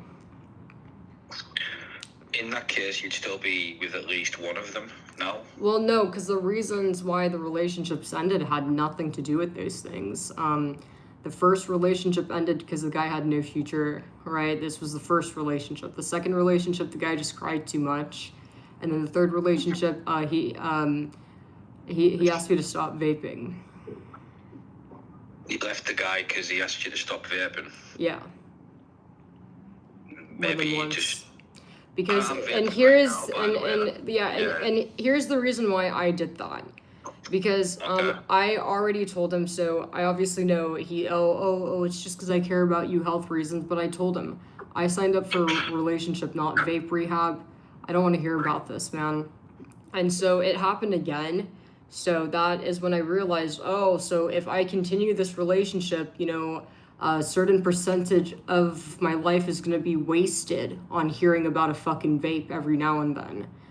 I wasn't willing to accept that. So does that kind of make sense? So I broke up with him, and so it's like do you kind of get what I'm saying? You know, it's like you know, like, it doesn't have to be a bad relationship to end it, right? But you know, and just little things like that, I think everybody should kind of think this way, right?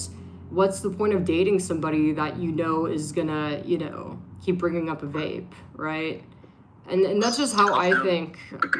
That's just, you know, and everybody has their own, like, tolerance, right? Some people are willing to tolerate more than thus. Some people are not willing to tolerate as much. Some people, I'm sure, would break up with him the first time the vape was mentioned and think that, you know what, I don't like that, you know, you even mentioned the vape, right? So, but that's why I made the decision I did. But I've never had any issues about, don't wear this, I don't do this, or anything like that at all.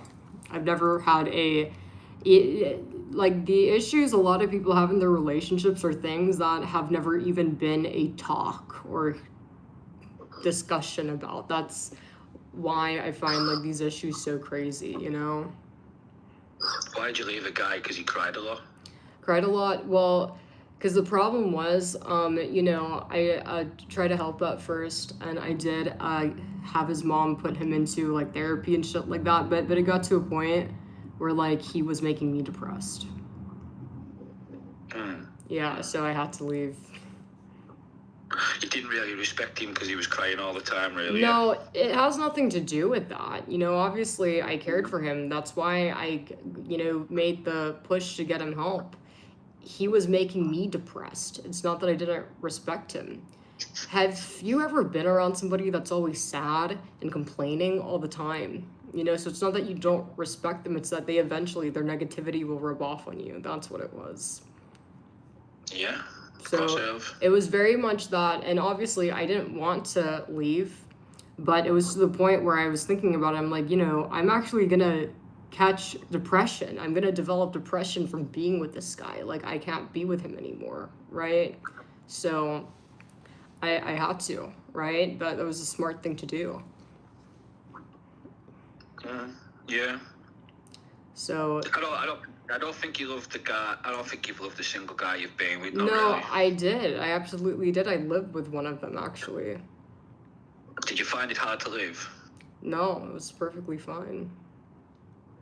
You didn't. You know, there was one issue I had. Like, the guy was a little bit clingy, you know, but that was pretty much it. Like, just, you know, it would be little things. Like, we'd be getting ready to go out, right? And I'd be putting on makeup, and he's right here, man. So it's like, you know, it's like I just needed some space sometimes, right? So I don't need the guy to be here like all the time, right? So, but it was never, we never had any major issues. You get what I'm saying? The only thing I had is like, man, I just asked for like 10 minutes to myself, and like, you're literally here, or like, you're back, right?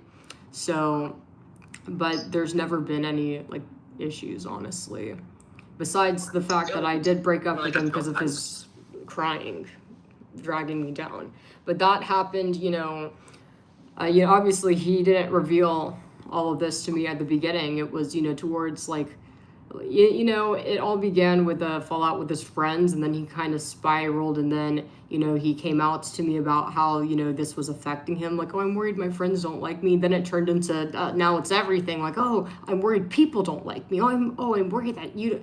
So, you know, that's kind of what began that. He just kind of spiraled into sadness off of one, you know, fallout with his friend, right? So that's what that one was. But, you know, you said your type was introverted guys who don't really like to go out and do anything. Well, it's not about like go out or do anything. It's more like men that are not promiscuous, right? So I don't have a problem with a guy going out, but like, I'm gonna be honest, like a guy that's like always clubbing or going out or is promiscuous is just not my type, right? Because the guys I've dated do go out. I dated one guy that loved to travel. He loved like nature and hiking, right? I mean, I don't care about that. It's more about it's the kind of personality, kind of man that is promiscuous or is going out to clubs and bars all the time, you know. That's like, it's a certain personality, right? So when you said you liked guys that were introverted, basically what you meant by that was you don't like guys who go out all the time and be promiscuous. Yeah, but it's not about going out all the time, because you could go out, but guys who are not alcoholics, you know, going out to drink all the time, or, you know, going out at night, you know, that's reckless behavior, and, you know, that's promiscuity. So it's not about going out all the time, because if a guy went out all the time because he liked to go hiking, I would not care. It's just where you're going, right? But well, that's yeah, right back to what we were talking about earlier, really, isn't it? well, but here's the thing. I would never date a guy that goes to clubs and then demand that he change that, because that's crazy. Like, I think that I'd be kind of like a retard to do that. Why would I knowingly, you know, guys like this is not my type, right? Then go and date a guy. So this is what I'm saying, right? This is where boundaries come in. Don't date a woman who goes out a lot if you're just gonna harass her, right? So I'm not gonna harass a guy or fight for no reason, so I'm not gonna date a guy who's not my type, right? Yeah, exactly right, yeah. Right, like for example, like if I date a guy that's a crack addict, he's doing coke, wouldn't I kind of be like an idiot if I then expected him to stop coke? No, I feel like you don't really. Seeing him in the first place, if you started seeing the crackhead guy in the first place, Exactly. obviously aspect that Right. you're attracted to in the first place. Wait, yeah. So if I dated a guy, and let's say that I don't like the coke thing, right? I like other things about him, but part of him is he does coke. It would be ridiculous if I then expected him to stop doing coke. That's kind of stupid. You know, if I decide to date a guy that's doing coke, you know, this is the guy I dated, right? I dated the nice guy, and part of him is who does coke. So it's ridiculous to bring up the coke. So you then don't date a guy that does coke. He's probably not the nice guy if he's doing the sniff, to be honest. Well, yeah. Well, I mean, this is not a real example, but like I'm trying to make a point here, right? Think about it. Like, you can't date a girl that goes out all the time just to harass her, you know? Because if it's that big of an issue, right?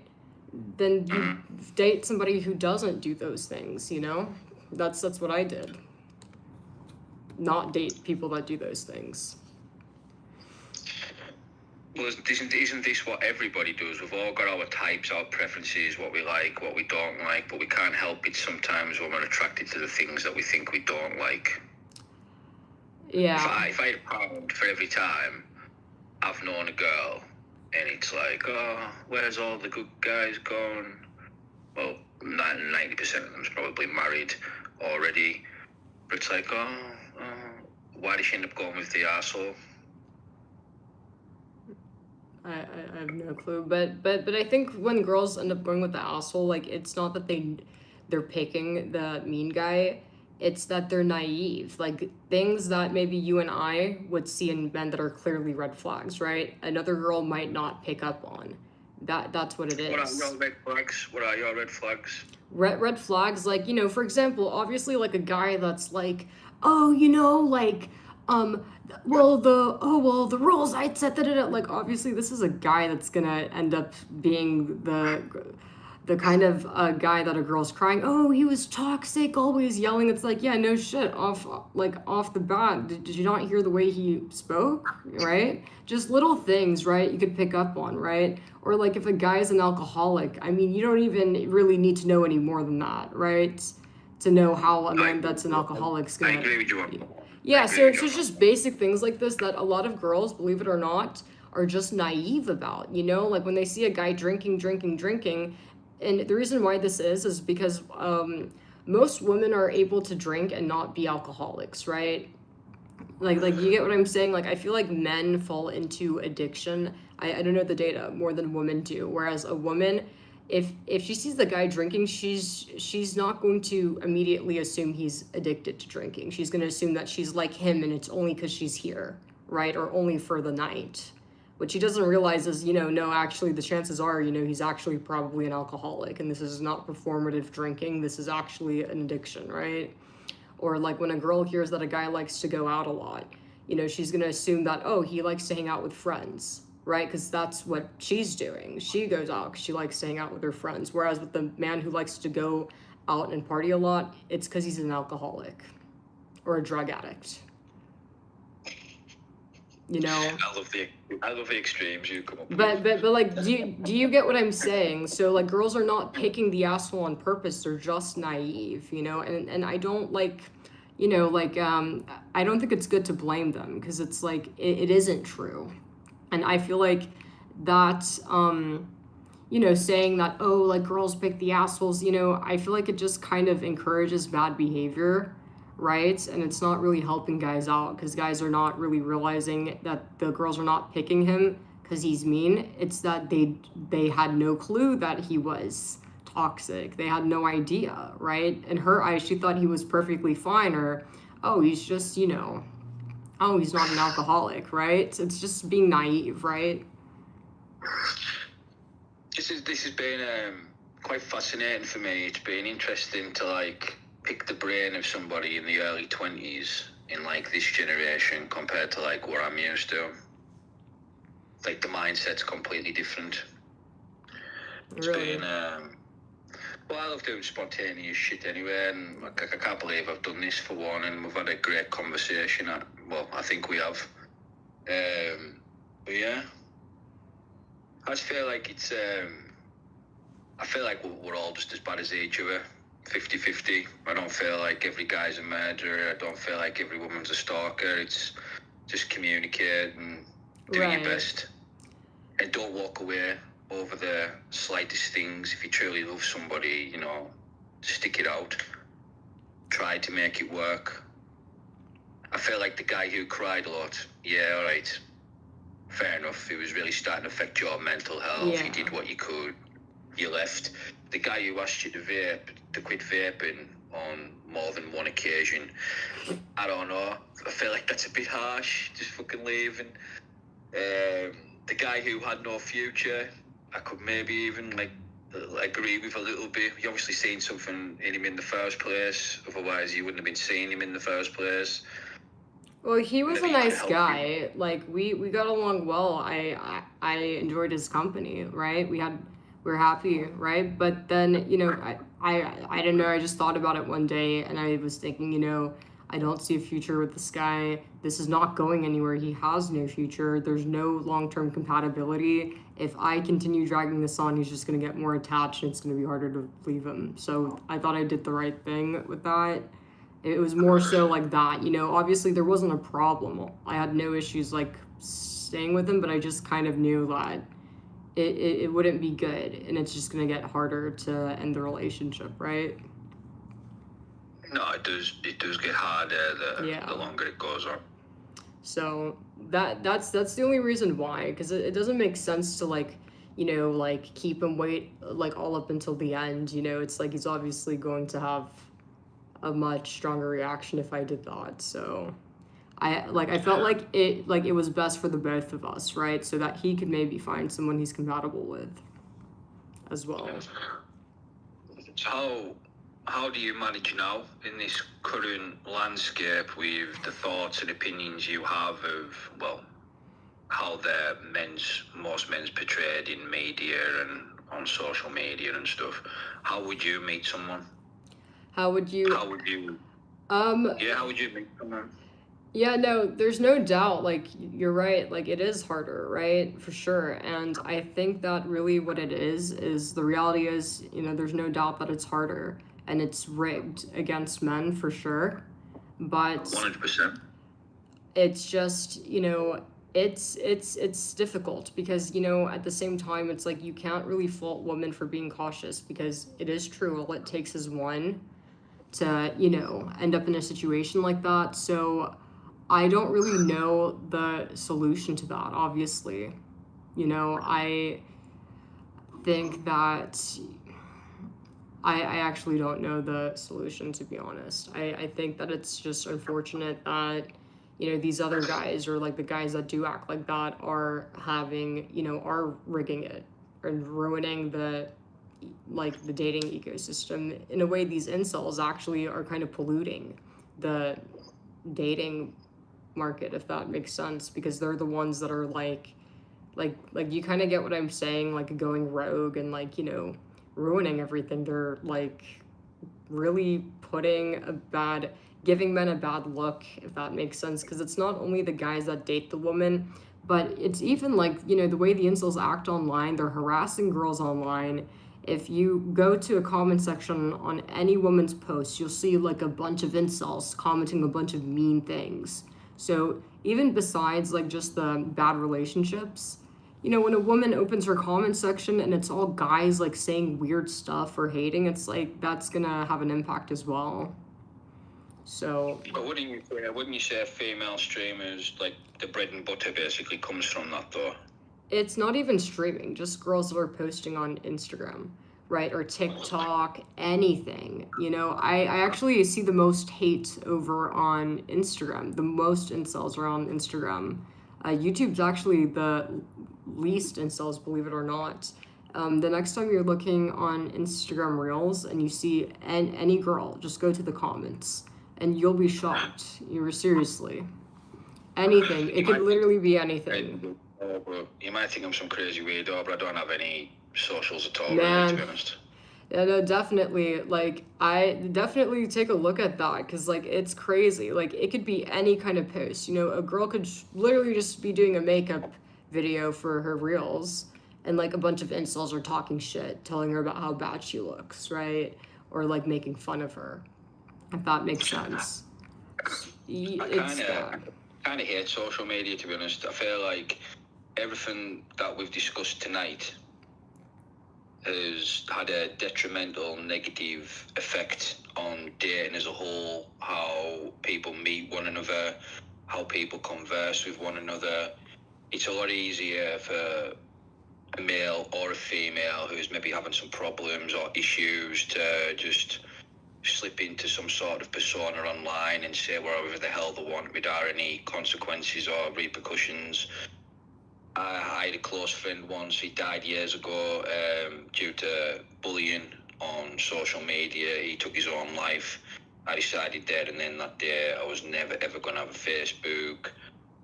Like, I'm in my 30s, so I was around when MySpace and Bebo were actually a thing, right? So deleted all of my socials, had a Facebook for 5 minutes, got rid of it all.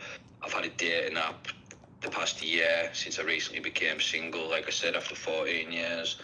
And I just feel like the game's changed and the game is rigged, and there's probably hundreds of thousands of fucking guys that aren't even ever going to get a conversation or even looked at due to this perception of how men are.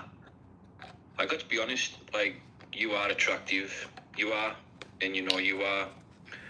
There's probably 99% of guys on your Instagram and your DMs, you probably won't talk to them, even look at them, think twice at them. If you've ever done online dating, you've probably got thousands of likes or thousands of matches.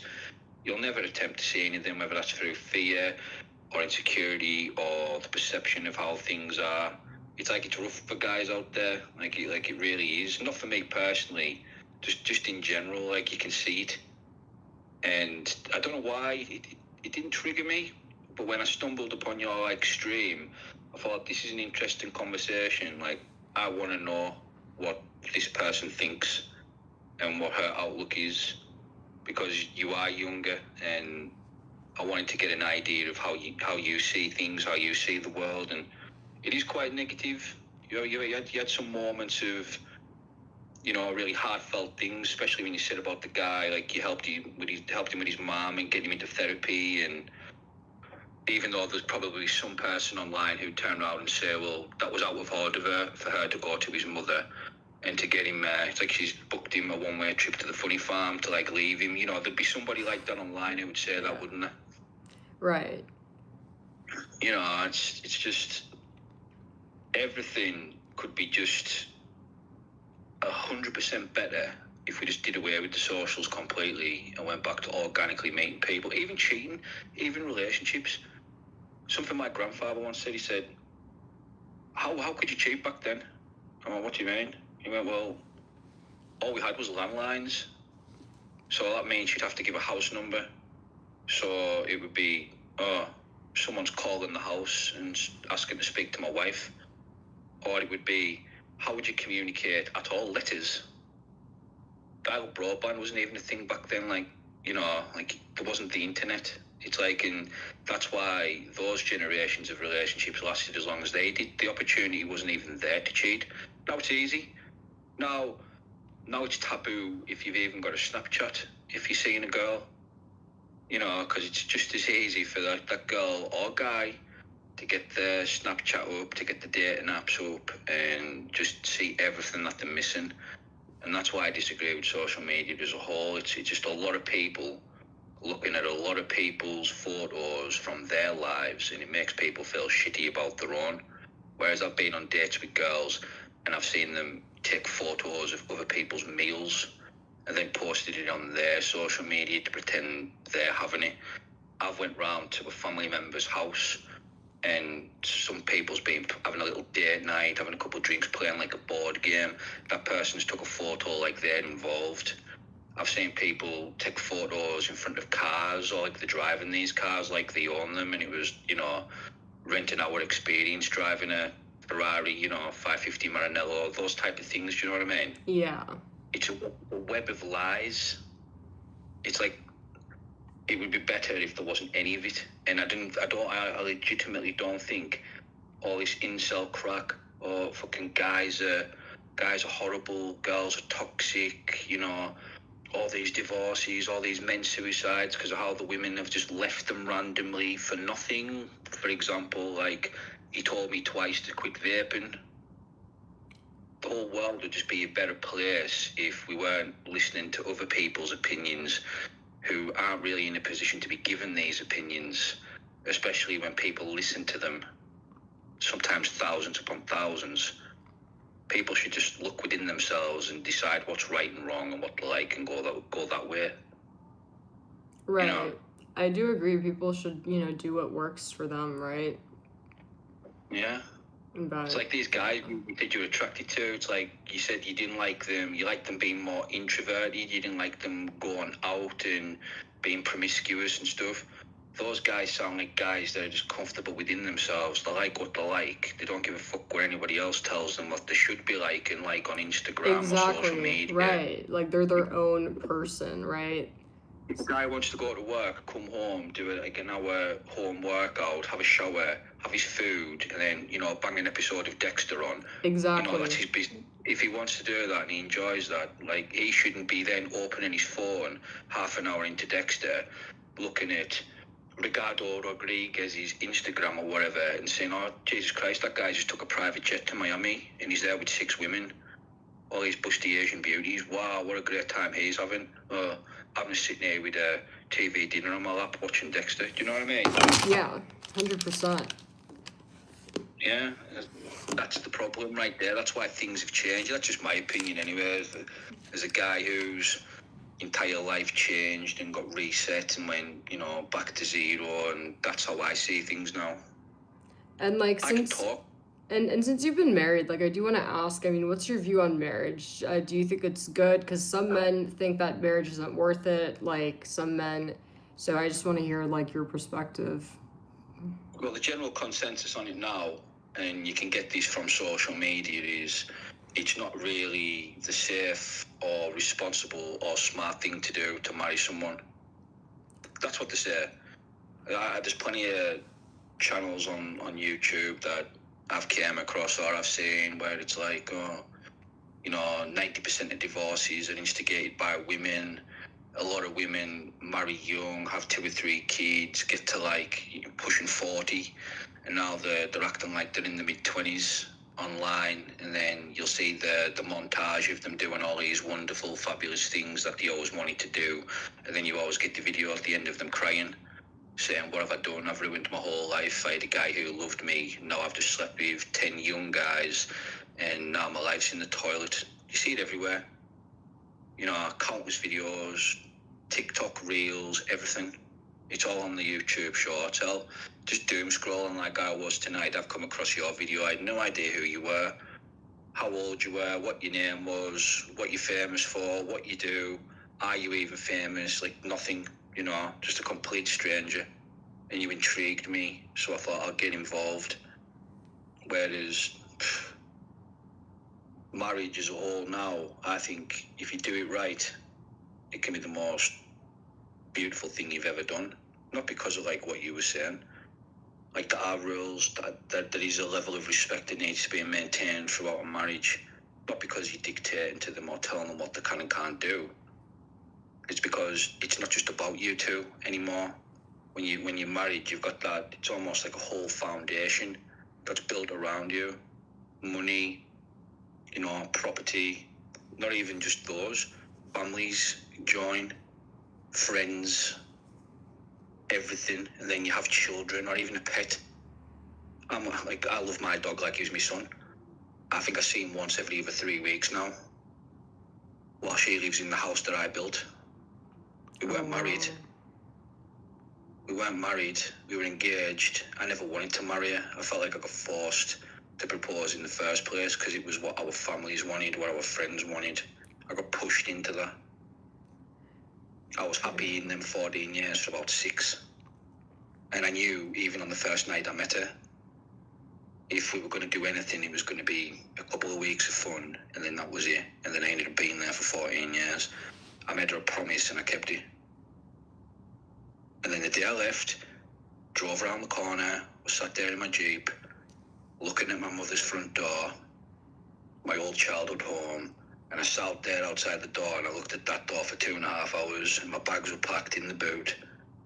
And she was sending me videos, fucking horrible toxic videos of the dog waiting for me by the front door, running around the corner, waiting by the window, looking for my car coming to pull up on the driveway. And I sat there for 2.5 hours thinking, if I go through that door, that's my whole life. Fucked, changed, back to square one. Am I strong enough to do it? Should I do it? Should I drive back around there and say sorry? Should I even be apologising in the first place? Where the hell did I go wrong? What did I do? What did she do? So what even caused this, like, to get like that? I mean, I'm just curious. It's crazy. Lack of intimacy, really. Okay, wait, like, was she paranoid, or were you, like, who, or was it both? No, I trusted her with everything. That woman never ever cheated on me. That woman managed our finances. She ran my whole life. Micromanaged me to an extent. I enjoyed that. All I wanted to do was get up, go to work, buy the things that I liked, do the things that I liked to do. Allowed her to do the same, and it worked very well for a long, long time. It was intimacy. You don't tell someone you love them enough, or vice versa. You don't slap their ass when they're making a coffee in the kitchen and kiss them on the neck, or give them a cuddle, or buy them some flowers, or just little things. The little things always add up. They always do. And then from a woman's perspective, it might be something along the lines of, wow, I was a size 8 when I met him and looked like I could be a Victoria's Secret model. And now it's 6 years later and I've gained a lot of weight and he doesn't show me as much attention, if you want to call it that. Okay. And then that can grow and fester. And eventually it's like, well, are you even attracted to the person anymore? There's different kinds of love. It's like I said to you earlier, you didn't love those guys. You didn't. I mean, I really did, you know, that, like, so the first one, I mean, you know, I love the guy because I made the decision, like, you know, considering him, it was in his best interest as well. I didn't want to string him along, and, you know, I just feel like it would have been wrong, you know, being in a relationship with a guy that I knew had no future, right? Because he's there thinking, oh, you know, getting more attached. So I think that's the kindest thing you could do for somebody, right? The most selfish thing to do is to use them up, keep, you know, using them, right? When you know you don't want to be with them. That's not right morally. Does that make sense? What's the saying? If you love something, you set it free. Right, yeah, 100%. And then with the guy who was, you know, had the issues, you know, I was the one that got him help. Not even his mom was really taking anything seriously, right? So you kind of get what I'm saying. If I didn't care, I wouldn't have done those things for him. I could have just, you know, told him to quit talking about this or just left, but no, because I cared, I got him the help. But then, you know, it's like, obviously, I think it takes time for, you know, the help to work. And, you know, it doesn't make sense to let him drag me down and make me depressed. And then the last guy, you know, it's like, keep in mind, like, me and the last guy were not married, so it doesn't make sense to keep this going. It's like, what direction is this going, right? It's going into the direction of marriage when already off the bat I'm not willing to tolerate hearing about a vape in a relationship. So do you get what I'm saying? Is it right that I marry this guy knowing that it's gonna fail, or do I let him find somebody he's more compatible with? I read something somewhere once that any woman that you ever be with, you could be the perfect guy. She'll always find something that she wants to change about you, just so she can say she did that. That's why there is the whole stigma that girls like bad boys, they like bad guys, they like guys who cheat, they like guys who fuck around. Part of them's, what's the word, they're attracted to that toxicity because they want to be the one that changes them. You could also argue that, and this isn't a diss to women, I fucking love women, and 9 times out of 10 they love me, but you can have a bunch of women together. That is completely different to when you have a bunch of guys, a group of guys that are friends, compared to a group of women that are friends. Guys usually just want to talk sports, have a few beers, maybe talk about investment opportunities, maybe talk about women that they're seeing, whatever. Women are just as bad, if not worse. But 9 times out of 10, every group of female friends I've ever known, there's always been an underlying of resentment and toxicity in a group of females. I learned a lesson really, really young, and I witnessed it growing up firsthand. You could walk into a club, right? You maybe agree, you probably won't, but this is how it was back then. You could walk into a club, right? We'll say a group of girls, they're all dressed up, they've all put the effort in, you know, times are different. Nobody went out in sweatpants and trainers and everything back then. It was always nice dresses, hair, makeup, everything. Everybody always looked the best. You know what I mean, yeah? Right. You go out, a guy would say, oh, she's really beautiful, her. And women will never ever agree, but trust me, there's always a case. There's always like a queen bee, a bit like Mean Girls. There's always one that's the leader. There's always one that's in charge, yeah? Yeah, no, you're right. Yeah. Yeah, of course I'm right. So if I were to be with her, because I think she's the prettiest, how do I go about doing that? Yeah? How do I go about doing it? Oh, like You the go friends out. being jealous. Yeah, no, you are right. Sometimes that happens. It's like a pecking order. Yeah. It is how toxic it is. It's like a pecking order. So if I picked, because there's always one. So when you see group photos on dating apps, you think to yourself, you always know which one it is, don't you? You do. That's not wrong of me to say. You can always tell on a group photo. You think, right, who's dating profiles? This thing, you think, right, it's that one. And it's always the ugly side of the group. And then you tap. Yeah, it is. Yeah. So you'd go up and you'd talk to the ugliest one out of the group. That's how you get the nicest one in the group. And that's why I feel like that was years ago, and that was always the case. Then the nice one starts thinking, well, why is she getting the attention, not me? I'm used to all the guys coming over and speaking to me. Why are they talking to her?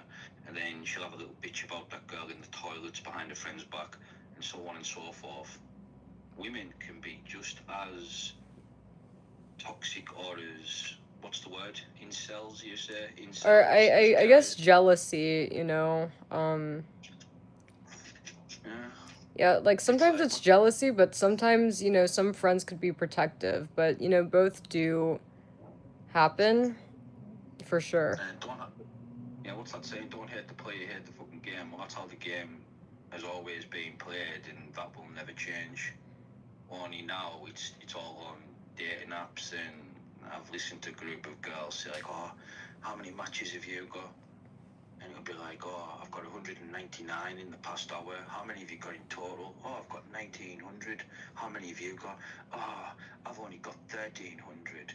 And it's like a game where there's a lot of guys there, probably on that app, or probably amongst that 1,300, 1,900, that were just genuine and decent guys that have just thought to themselves, right, I've had a bit of a tough time.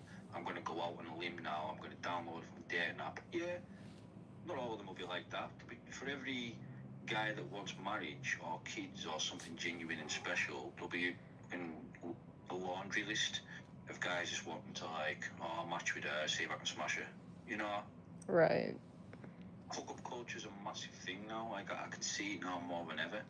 Well, like I've kind of skipped all of this because I was with one person for 14 years.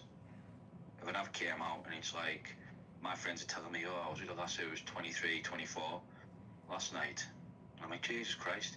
It's like, yeah, we were just talking in bed and she was asking for body counts. I asked her and I was like, how many girls are you with? And she was like, oh, 67. And she's 23. You know what I mean? 67. That's crazy. That's actually insane. Yeah, he said he wanted to choke on the pillow and just disappear, and he did.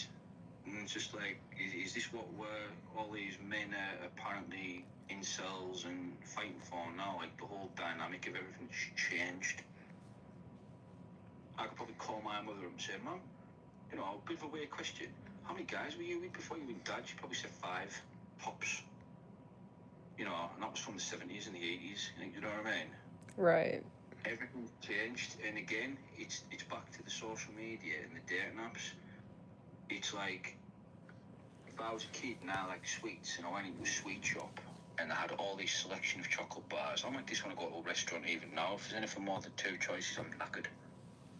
I'm sitting there looking at the menu, and then I randomly just say whatever when the waiter comes over, I'll randomly just say something I see, even if I don't fucking like it, because I can't make my mind up. It's the same for dating apps with women. They're literally, it's like a buffet of guys, and they're literally just scrolling through them. And it's like, nah, won't like him because he's bald. Nah, don't like him. I don't like how his eyebrows look.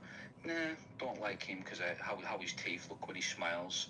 Nah, don't like him because he asked me to quit smoking twice. It's like, do you not think there's just too much of an opportunity for women to find guys than what it is for girls?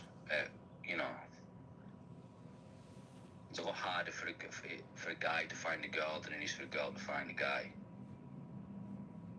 Definitely. Do you Yeah. not think that feeds the whole thing?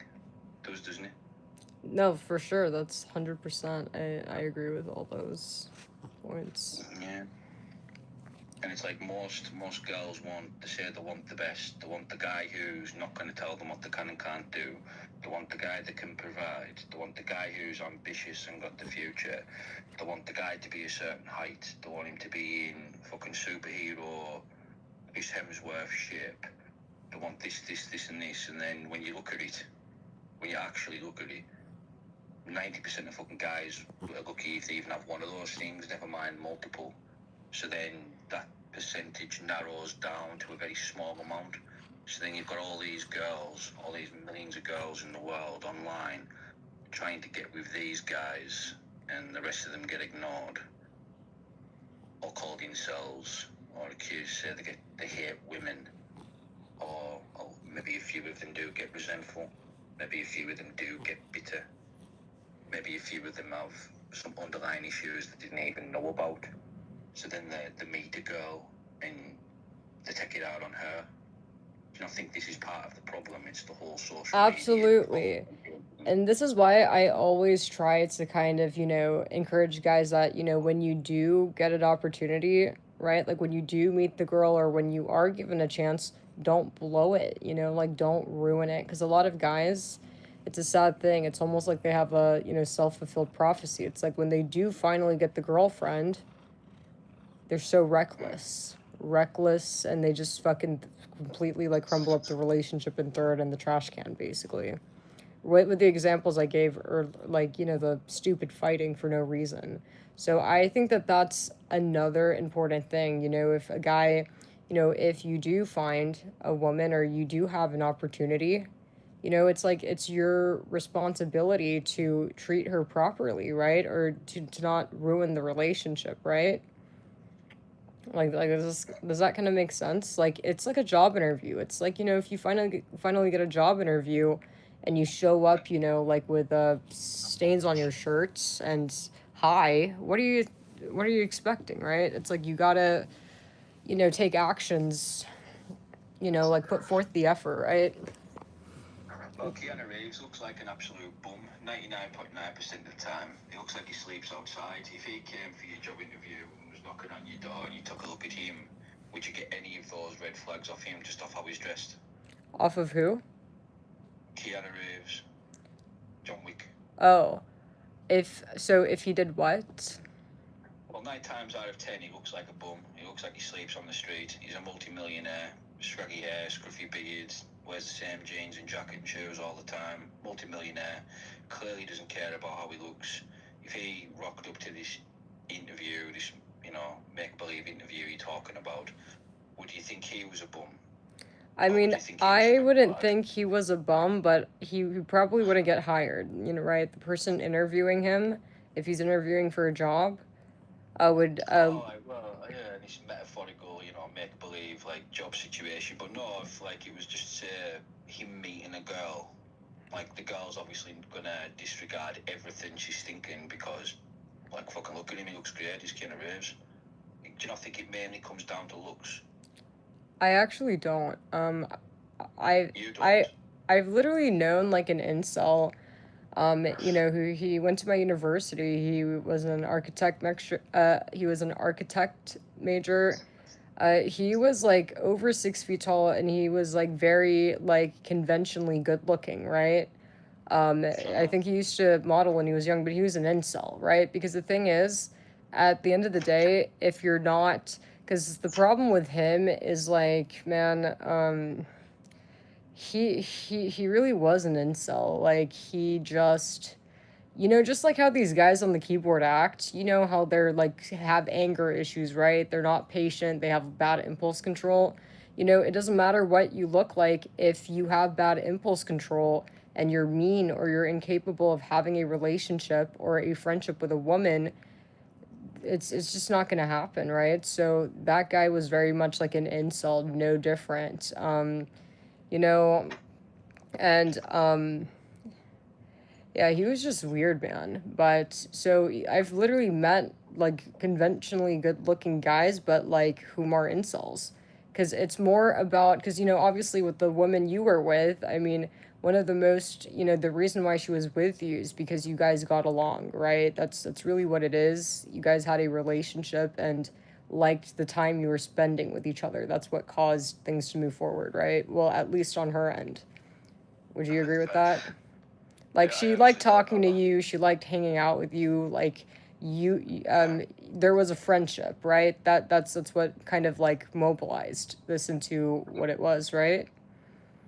I honestly don't know. She hated me from the moment she met me. She hated me within 5 minutes of meeting me, actually. Oh, well, somehow you guys kind of became friends and then started liking to be around each other, right? Well, eventually, yeah.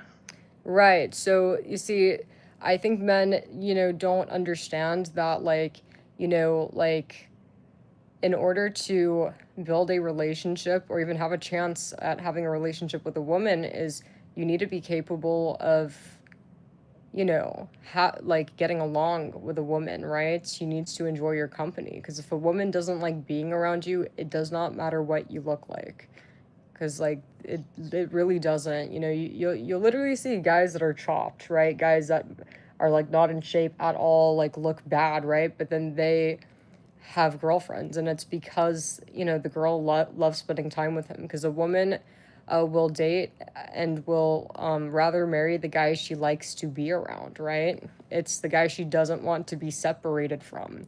And looks isn't something that, you know, like, do you kind of get what I'm saying? Like, it's not much of a loss to a woman, right? You know, looks isn't something, like, a woman's never going to be like, oh, I just never want to leave him because I like looking at him, right?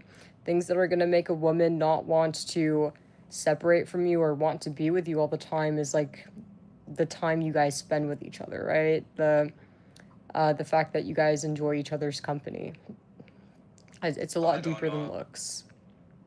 If you're still live streaming right now, which I imagine you are, Yeah. there's probably a few comments right now where there's a few guys saying like, well, no, it is about looks. Like, a guy's gonna go up to a girl on the street and she's not gonna give him the time of day if she doesn't think he's attractive, and she'll always forgive certain things because of how he looks. Sure, Especially but in initial meetings. It takes a right. while to get to know somebody truly, really, doesn't it? You can't truly know someone off like just an initial interaction. Definitely, but say you are a good-looking guy, and let's say that the girl does give you her phone number because you are good-looking, right? Well, if you're an Yeah. incel and because you can't get along with anybody, what's gonna happen is she's gonna give you her number, you go on a date, and she's gonna hear some crazy things come out of the incel's mouth, and then yeah, this is the last date. So you get what I'm saying? You don't like get anything more than maybe a couple extra numbers off of being good-looking. Because at some point, when she finds out that the guy's an incel, Get the number in the first place. The ugly guy's not going to get the number in the first place. The ugly guy's going to probably have went out on a limb. You know, I've never really found it scary, or you know, I've never been really nervous. I've always been a confident person, but you know, I imagine for quite a lot of people, it takes balls to like, especially nowadays, to approach somebody and say, "Hi, I think you're fucking pretty. You know, do you want to go and grab a meal sometime, or have a coffee or a drink, or walk my dog with me, or whatever?" You know, and he's probably going to get rejected because he is ugly, when he could be like the greatest guy she's ever been with her whole life. He could have treated her like a princess. She'd probably be bored within 2 years of that princess treatment, and then she'd be looking for something else. Like, I don't think women yeah. get bored of good men, honestly. I don't. I You don't think think that's so? a myth. No, because, like, you know, like, if, like, being so real, if the issues I had in my relationships didn't happen, I would have still been with them. A poor guy who told you to quit vaping's listening to this right now, and he's like, "Oh, for fuck's sake." On my life and on my cat's life, and I love her, she's my daughter. If it was not for that, then we'd literally still be with each other. But, you know, I did think about it, you know, because, like, so something about me is, like, when I have very explosive anger, right? So there's certain things, right? My emotions are super extreme. So right, yeah, no, but I'm very, like, you know, very, what's the word? I'm very particular, right? So, you know, I'm pretty, like, you know, chill on things. Like, you know, like, I'm not checking phones. I'm not worried about what, you know, somebody I'm dating is doing on their own time, right? But certain things, like, if I ask for something to get done and it's not done, then I'm, like, you know, like, the pitchforks out, right? I perceive that as unacceptable, and I, like, you know, get really angry, you know. And if I, you know, after the first time I already said I don't want to hear about this and I hear about it, like, the anger's, like, off the charts, and I'm so mad, like, I'm done, right? So that's just the kind of person I am. Hello? Would you say you have control issues? It's not a control issue, right? Because it's not about it's more of like, hey, I told you this and you didn't do it. I took the 30 minutes the first time having this talk, right? Why should you tell me anything? I'm supposed to be able to do whatever I want, and you're supposed to be able to do whatever you No, want. this is about the vaping thing. Like, when the guy brought up the vaping, I had a 30-minute talk. This is why I'm not going to quit, and I don't want to, and here's why I don't want to hear about it, and here's why this is really a waste of time, and why, you know, the next time you bring this up, I'm actually going to leave, right? I had the entire talk, went over everything, right? Fully. So when it comes up again, you could imagine the anger's off the charts. Like, I was so angry, I was done with the relationship. So when I broke up with him, in that specific case, it was, like, angry, like, I'm fucking done, da da da da da, and I really was. So, because, like, I just perceived that as, like, what the fuck, like, I already told you, like, that's, like, a severe violation, right? That's just my perspective and how I saw it. Does that make sense? So, you know, that's just the kind of person I am. So that's why I'm very, like, you know, upfront about things, right? The only things I really view as grounds, or, like, a big thing that I'd end a relationship over, like, major things, is, like, if I ask him to do something and it's not done, that'll send me, like, you know, into a, what's the word, fury of anger, and I'm done. Or, like, if I already, you know, went over something and it's coming up again, right? So it was like that more so. But yeah, because you're right, you know, nobody's perfect. And I did look back, you know, after a couple of months, when I got over the anger, believe it or not, I was angry for months and very, like, set in my decision. When I told my friends about this, they thought it was crazy. They couldn't believe it, you know. And then one of my friends asked me if they could date him. And I'm like, go for it. I don't care, right? If you guys want to take out the trash out the garbage, you know, because I was done, right? And so months later, when I was thinking back, I kind of started to wonder, like, did I overreact, or, you know, but then I thought about it and I was like, well, if the same thing happened today, I'd react the same way. So I don't think I made the wrong decision. Because, like, I will not tolerate a situation where we already had a talk and it's coming up again, right?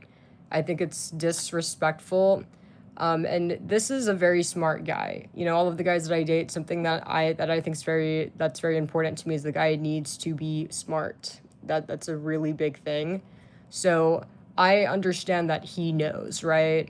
And despite knowing, he's choosing to bring this up. So how do you think I'm interpreting that? Right? A violation? Right. It's like it's a lack of respect, and I just saw it as, you know, why did you ruin this relationship? You know, because you know what you're doing, and you know that we had this talk.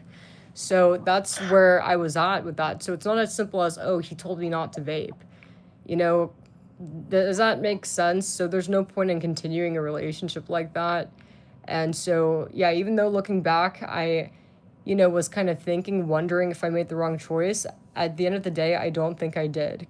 Because same thing could happen today, I would still leave, and I still don't think it's a good idea to be in a relationship with a guy who, if he's bringing it up twice, it's going to likely be a reoccurring part of the relationship, right? So... Why?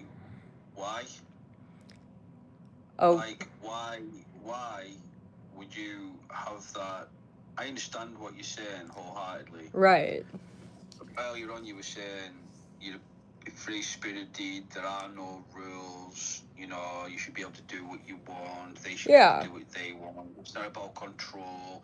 A relationship shouldn't feel like a prison. Exactly. But then you threw out those like hot words like violation and things like that. And it's like, well, so was it basically, regardless of whether you had the half an hour conversation with him and you explained your bit, would you feel like that maybe come across like your way of the highway? Do you not think that kind of goes against like everything that we were talking about earlier on? So the way I view things is because like this is my perspective on it. So I feel like somebody's life or what you do in your personal life or other things is separate to a relationship, right? So there's a relationship, right? And there is somebody's what they do on their free time. I'm not really super invested or really care at all about what somebody I'm dating is doing for fun. I only care about, okay, is he doing the things I asked him to do? Check, right? Is he respecting my boundaries? Is he not breaching my boundaries? Check. So I'm satisfied there, because the thing is, like, let's say that a guy like doesn't go out or doesn't do anything, but he could be like horrible and like you could like hate being around him. So I care more about the actual relationship, and for me, I'm very much as well, as long as he's meeting my expectations and listening, I'm happy, right? This is a good relationship. So do you kind of get what I'm saying? I just think it's like a different perspective, because I'm not interested in anything besides the relationship part. I'm not interested in making his life like a science experiment or surveillancing that, if that makes sense, kind of.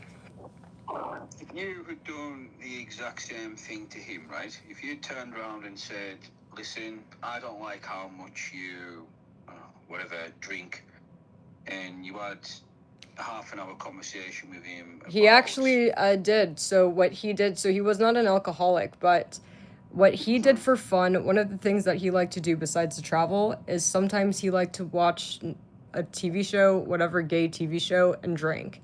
And he knows I don't watch TV. So, he did this on his own, but he told me how much he drank. He drank like a whole bottle, right? He didn't do this often. This was like a every other week thing, but for me, it never affected the relationship. So I don't care. Like, obviously, I know what he's doing isn't healthy, but I respected that this is what he's doing, right? So this is why I have no patience for that, because I wasn't like, oh, you shouldn't drink, or like being like weird about that, right? Or bringing out. Let's flip the script then and do the role reversal. He asked you to quit vaping the first time. You said no. He had a 30-minute conversation with you about why he thinks you should quit vaping, yeah? Right. The second time he asks you, you still haven't done it. Instead of you leaving him, he leaves you, goes into a fit of rage and anger. Basically, you've violated the terms of yours and his relationship. You've ruined everything. There's no respect. Well, I would have never agreed. So here's the difference. Like, if the first vaping talk was him telling me, hey, if you don't quit, I'm leaving, I tell him, well, let's go ahead and end it now, because I'm not going to. I'd just be honest about that. Let's get there, though. Let's get to that theoretical make-believe scenario. Okay, so that I agreed. How would you have felt if he left? For the exact same reasons you left him, how would you have felt if he did that? How would you have felt? To be honest, like, I would kind of be indifferent, because like I would not want, like, what's the alternative? Him being with me and not liking me? I'd rather he leave if he's not wanting to be with me. It's better than the alternative, right? Yeah, it's interesting how you say things. Well, because like, think about it. Like, anybody, whether it's a woman or a man, if they don't want to be with you, but you guys are still around each other, like, it's never good. So it's always, them leaving is better than the alternative of it just being a trash relationship, right? So did you think that that's how he felt or seen you when he basically said about the vaping a couple of times? You must have thought, right, this is clearly something he really doesn't like. Did you feel like that was a possibility, like he could have left you before you left him? Was it a defense mechanism on your part? Were you not at all, no. And when I left him, like, he understood why. We were actually friends for a couple months, like after. But Yeah. cause seriously, like this, like the guys that I date, like trust me, like they understand and they know what they're doing. I don't know why he decided to do that, bring up the vaping, but like these are like very smart guys. I like my type is like guys that are smart, you know. So they're not dumb, they're not naive, they're not the kind of like, you know, mindless incel. Like these are guys that know, right? And so so he very much understood where I was coming from, and he knew when he brought it up the second time that what risk he was taking when he brought it up, right? So he got that, Sabotage. huh? Um, Maybe. I don't know, but we were friends for a bit after, and like he was trying to kind of convince me to uh take him back, but like you know, it wasn't necessarily with words, it was more like with actions or trying to kind of, you kind of get what I'm saying, because he obviously knew if he asked me like, oh, would you just come back, we'd just fight. So like we were friends for a while, but then I kind of realized that, oh, he's just you know, kind of like angling to get back together, and I didn't want to do that. So but we were still friends. At some point I made it clear that like I'm not willing to take him back, but and also at that point I was angry, but so the friendship just naturally fizzled out. But he wasn't angry or anything, because we still had like a pretty decent friendship after. It just naturally fizzled out. Yeah. You know, I think during the friendship, like he kind of got closure of, okay, she's not coming back, right? You asked me earlier, like, what my thoughts on marriage was, and that's pretty much a fundamental thing right there. What we've just been talking about for each of your 4 relationships, it's been quite easy for you to think, right, you've come to your decision. Even months later, whether you have doubts or you start to think you made a wrong decision, you think, well, no, I made the right call there. I would do exactly the same thing again. It was easy for you to leave. That's the difference with marriage. It's not easy to leave. You shouldn't just leave if you've went through the trouble of building these whole lives together, and you say your vows and you go down that route. For all intents and purposes, every couple that gets married, it's supposed to be forever. This is the person I want to spend the rest of my life with you. So you kind of know each other's quirks and personality traits and what makes them tick and what they like and what they don't like and what I should and what I shouldn't do. And if I say this is going to piss her off. If I do this is going to piss him off. This is going to create conflict. Like, you already understand all of that, and you've both agreed to be together. But the moment that paper's signed, regardless of how your lives were before or after, that does change things, and then it isn't as easy. I feel like if anyone's ever, because it legitimately seems like nowadays people literally just get married because they want the big day, they want the pictures, they want the dress, they want the experience, the whole being able to say I've got married, and then 2 years down the line things get a little bit tough and they think, fuck this, it's just easy. It's easy just to get divorced and to just leave, especially if there's no kids involved, and you know, you buy them out the property, they buy you out, or you sell it, you split it down the middle, like whatever, or you've got, you know, contracts in place and prenups, who knows, everyone's different, but nobody ever seems to truly think nowadays before they do it. 100%. And I think that can create a lot of animosity, or these incels that you're talking about, both male and female, where going through something like that changes their whole perspective on the opposite sex and how they see them, and then that's how the bad shit can happen, I guess. How many movies is there where like a guy fucking walks in and his wife's cheating on him, and he gets the shotgun, or you'll see some guys watching that and they'll cheer, and you think, fucking hell, like, you know, he's killed 2 people. Do you know what I mean? Right. How everything can get like blurry about like what's right and like what's wrong. But yeah, in real life, like where I'm from, right, the biggest. There's no crime. There's hardly anything. There's no guns. Like, we're not in America. It's UK. Like, I won't say much more info. But where I grew up, there was a guy who got bullied on a daily basis for years and years and years and years, and it's the most horrible fucking thing to ever happen in this part of the world, like the area where I am. And you basically just got a rifle and a shotgun and just went round killing all those people that basically it caused him pain and it hurt him and it bullied him over the years until the police caught up with him and put him down. But that's how it's all created. It doesn't just take one or two or three negative things, especially things to escalate to the height and them levels. It can just be 10 years of getting made to think that you're worthless and getting told that you've made a mistake or whatever. I ain't talking personal experience, I'm just saying in general you can imagine it. You know what I mean? And that's how it can happen for both male and females. And it's a shame that that's the type of image for both sexes that's projected on social media now. Because what are they, like you were bringing up data and studies and everything. Well, I don't really know a lot about data and studies, and to be honest, I don't really care.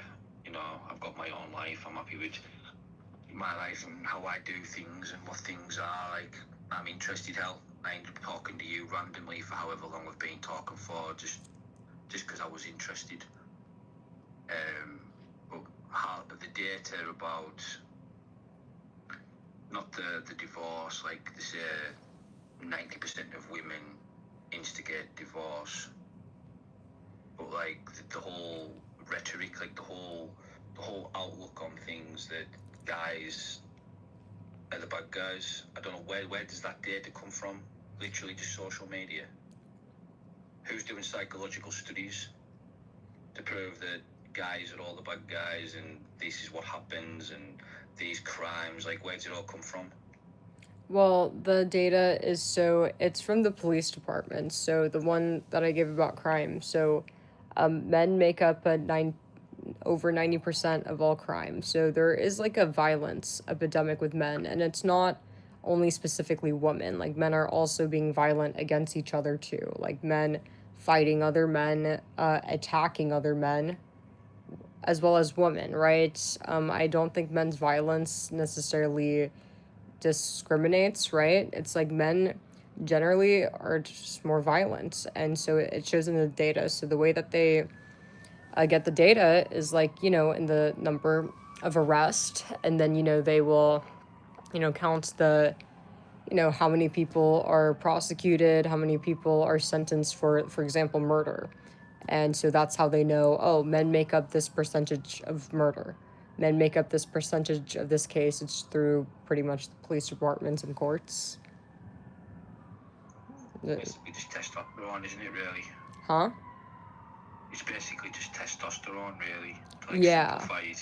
So I think men need to, like I feel like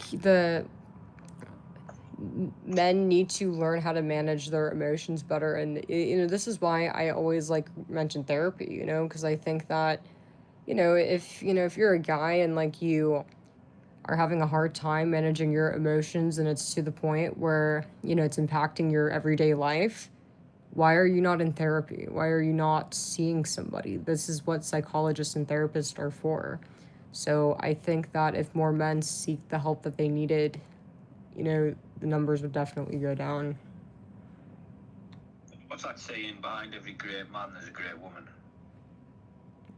100%. And yeah, and maybe it might have something to do with like you mentioned, the divorce rates or things like that. Maybe it's, it might be something from childhood, right? Maybe men are more prone to trauma than maybe women are, but it's all so complicated, honestly. So I definitely, I don't even really fully understand whether it's a genetic thing or if it's an upbringing thing. Probably a bit of both. Right. then again, the hundreds of thousands of people live and grow up with trauma, and they don't just go off the rails, do they? Right, exactly. So I think if men took more accountability, with less crime, women would be more trusting. So, It's a I funny thing think you said that. It's a funny word that you said, accountability, because isn't it also that saying that most women never take accountability for anything? sometimes, but I feel like with men, so here's the difference. Like when women don't take accountability, like it doesn't like result in like the crime that's in the US. Whereas with men, so I feel like there's more of an need for men to take accountability, because when men don't take accountability, for example, like let's say that a man gets rejected a lot, and rather than saying, hey, maybe I should work on myself, or hey, maybe I need to fix my life, right? A guy that lives in his mom's basement, or whatever the case is, he's like, fuck them, it's their fault, and then he harms a bunch of women. Or not even just that, like say that like a man got fired from his job, right? So he decides to rather than get a new job, take accountability, he decides to hurt his coworker, or whatever the case is. Like that's actually like a lot of crime is from some man feeling like he's been slighted or something's not fair. It's usually a lack of accountability, right? Or feeling like he's the victim, right? Maybe it's because you're American or Canadian or whatever. Maybe it's like an American thing, because Yeah, it probably is an the whole American violence, thing. the whole violence thing. It's like, no, you never really, like, the UK is probably, well, it's got its own issues with immigration and illegal immigrants and rapes and that type of crime in certain aspects of the UK. Well, it's never that type of violence like what you're describing. No, man, in the US it's horrible, man. It is actually bad. It's bad. It's really bad. Any idiot with an ID can probably get a gun in the US, is that right? Yep, and there are a lot of mentally ill men here in the US. A lot. You could literally see it even in this chat. You see all these guys complaining, and like you could see like the kind of like low impulse control these guys have, but it's bad. Like, every day, like, I hear police sirens, like, even just a couple minutes ago, I heard police, but literally at night, like, I'll hear like police fucking like at least no less than 3 times to 6. It's like ongoing. There's always something going on. Man causes a fight, or man, like it's just something, man, because like men will resort to violence over really anything, and it's not just women, but women are affected as well. That's why they're more afraid, whereas like men are not going to be as afraid of other men, right? Even though men may know that a man's gonna, men are violent or they resort to violence more, like he's not gonna react like the woman and, be afraid or want to run, right? Because they're both men, if that makes sense. But I think definitely, working on the mental health with men, I think that would probably make things solve part of the issue. Well, mental health, both sexes really, because a woman physically might not be able to be as prone to violence and aggression as what a man is because of the testosterone, but a woman can be just as vicious, if not worse, in certain ways psychologically. Right. A woman could pick away at a man's self-esteem and confidence and belittle him on a daily basis to basically create what I assume all women fear or don't want in the first place anyway. For sure. Maybe that woman's unhappy with her life. Maybe that woman thinks, Jesus, I gave him my best years and he won't even take me on holiday, or wow, I was beautiful when I first started seeing him. Now I've gained a little bit of weight and I've got wrinkles, and oh wow, the guy over the road around the corner, oh, he was really attractive, or he seems really debonair or charming, but he won't look twice at me now. And then she maybe get resentful and bitter and twisted towards the guy, and rinse and repeat. Yeah, that's So definitely not go on the good. It's secure like, side. yeah, you need to take accountability. Like, if you chose to be with a guy, it's like you can't later on like be like, oh, it's like you're the one that chose to, you can't blame people that you chose to be with for like new things that come up or for things that have nothing to do with them, right? So I do agree with that on that point. But I don't think a lot of women like act like that, or maybe I'm wrong. I don't know a lot of older women, but I mean, that's crazy. I ain't that much older, Jesus, but in my personal experience, she kind of let herself go a little bit, but it was somehow my fault. Whereas, where was her taking accountability for her again in the weight and having all the issues about herself that she did, because it didn't matter what I said, what I done, it didn't make a blind bit of difference. Right, and at the end of the day, she's the one that chose you as the partner, right? If she wanted a different partner, then that decision should have been made a while ago, right? So it's ridiculous to, with that mentality, it's like you're not going to be happy with anybody, right? Because, it's That's like a the point I'm self making, problem. exactly. Yeah. That's the point I'm making, exactly. It's like everything we've spoken about tonight, it's like, well, where is the fix? Where's the solution? How is this going to change? What can we do to make it so women aren't as fearful and frightened of men, especially women your age? What's that study Elon Musk was saying? That percentage, I know you're like your facts and your data. Basically, what is it, within 10, 15 years, is it like 80% of women are going to be single and over 40 with no children? And how we need to start having more children to, populate the earth, and I think it was vice versa. 60, maybe Right? closer to that, but 60 is still a lot because like, to just maintain the population, to only maintain the population, I believe women need to have 2 kids, obviously to replace the man and woman. So even though I believe it was closer to 40 to 60, it is still a lot because there's 2 kids needed to just maintain the current population. So yeah, that's true. And the way things are going, that's probably not going to be the case, Yeah, it might be because for worse. every 100 guys trying to be with 1,000 girls, there's 1,000 girls only trying to be with, say, a handful of guys, and then them guys get bitter and resentful and then think, well, why should I even try to date at all? Why should I even Right. bother? Well, Why should I even be with anybody? Why don't I just have my own house, go to work, get a dog, chill out with my friends, and then not bother at all? But then, yeah. because you could class them as an incel, I guess, for not wanting to be with a woman or for disliking them. Well, the biggest issue with the incels, at least in the US, is a lot of these guys can't even afford to pay for their own dates. Here in America, there is actually, if you could believe this or not, like a debate on 50-50 for the first date. Like, that is ridiculous. Men are very angry at the thought of having to pay for their own date, having to pay for the girl. So it's just shit like that. It's where they kind of do it to themselves, right? The issue It's comes like, from social media. hmm?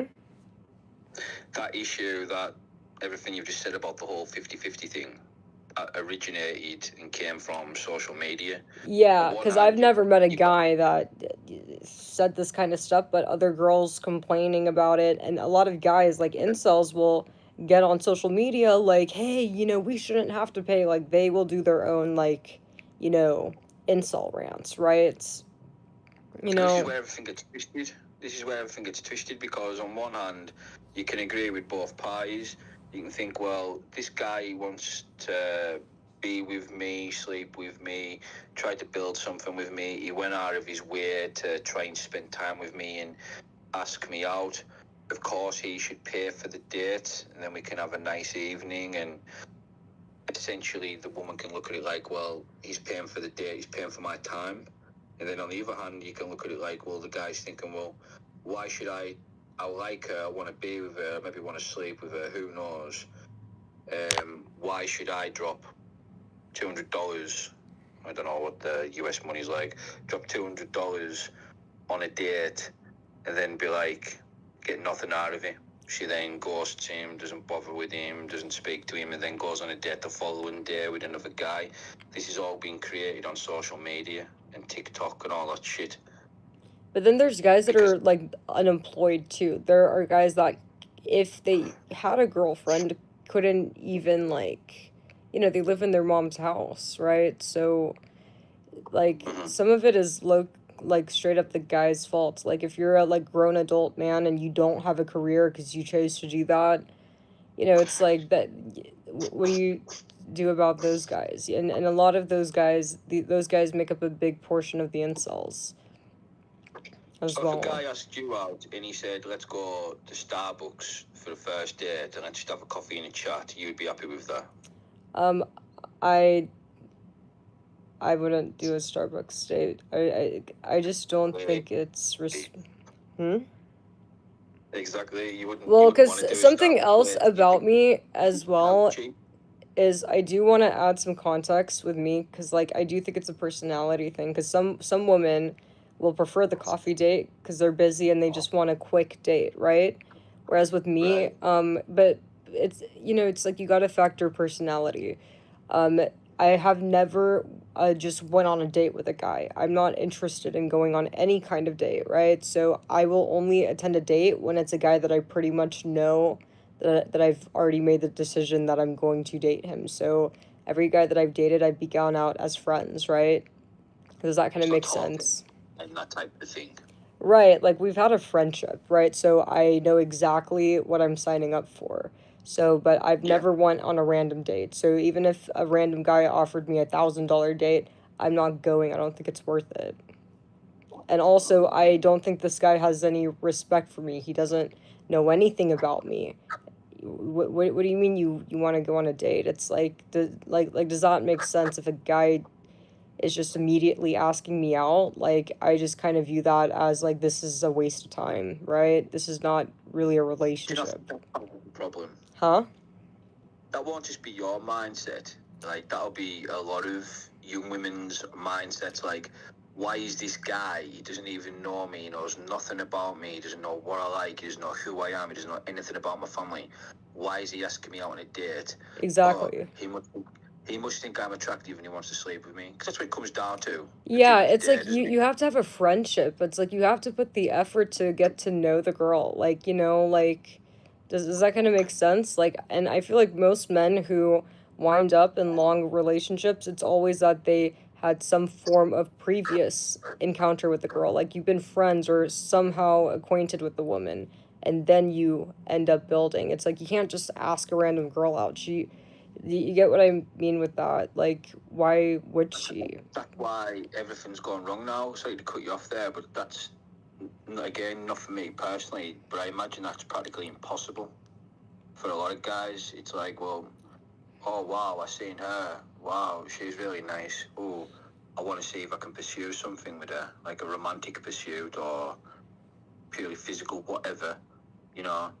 And it's like, how's he going to get to that position where he can talk to her, get to know her as a friend, find out who she is, and vice versa before they agree to meet up and, share a meal together or a drink or whatever, build intimacy?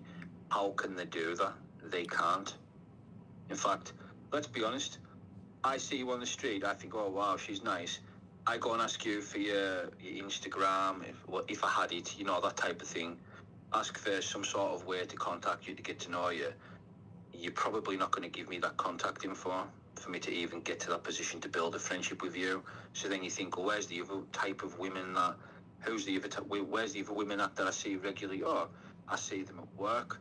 Oh, well, I Right. haven't knew her for a while. I've worked with her for 6 months or a few years. I know she's single. We seem to have a good talk in the break room or when we're having a vape outside, whatever. But then it's like, well, wow, there's the terrifying aspect of it's not really appropriate to ask a colleague out at work Yeah. anymore now. But yeah, it's red tape, so many herbs, sexual harassment, anything. A guy could lose his job just for wanting to spend some time with somebody, because he enjoyed a company when he was at work and he thought, oh, I might enjoy a company at home. or out and about, go catch a movie together. So then you can't do that.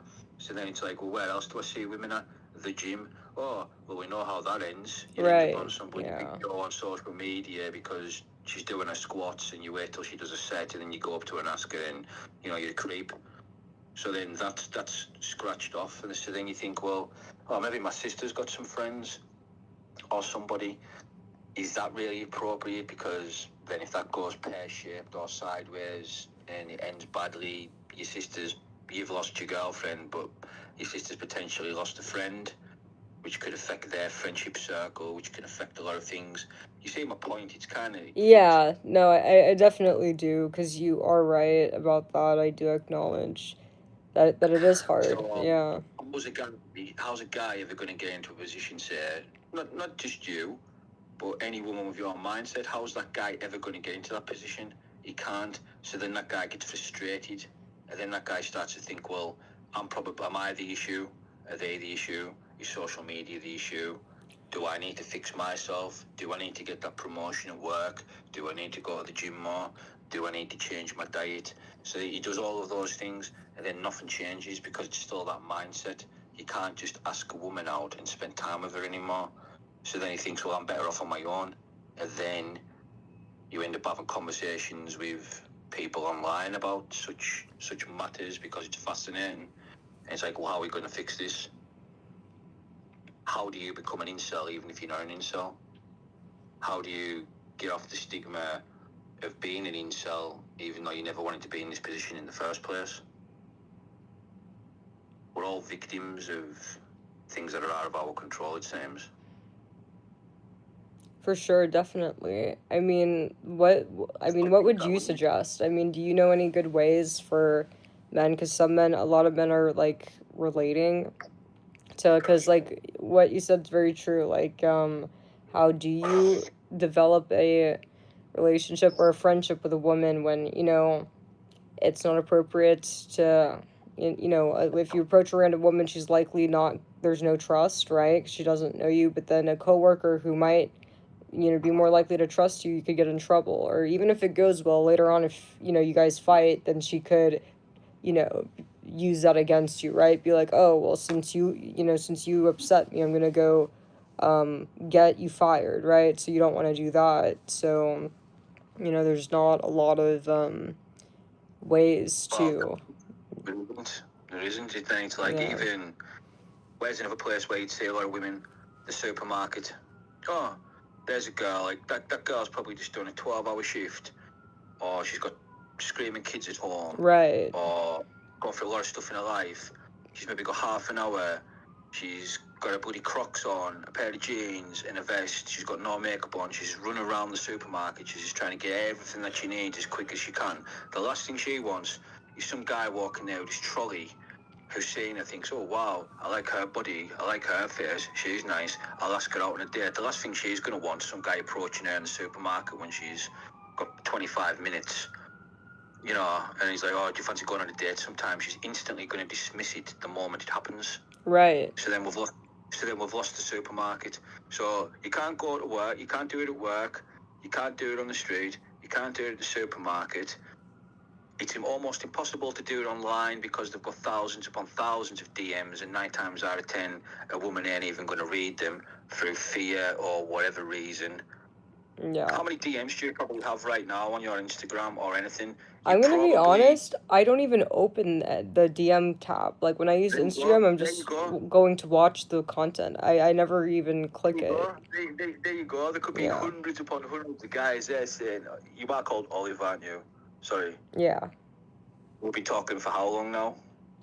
I'm not sure. I actually don't know.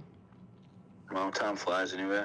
But, Olive, there could be like 300, 400 guys in there, like really good guys. You're not even all going in your DMs to like look. So then the whole internet aspect's gone. We went through why it's not a good idea with the family aspect, because that can open up a tin of worms. Where is there? There isn't anywhere. The only more suitable way probably is online, because you're both talking to one another from a safe space, whether at home or somewhere you're comfortable with. it's not in person, so the fear aspect's not there. So it's not like, oh, well, what if I've met up with this guy who's just asked me out in the supermarket and he turns out to be a psycho, or vice versa. Right. Where? So online's probably the best, but then that's never ever going to happen.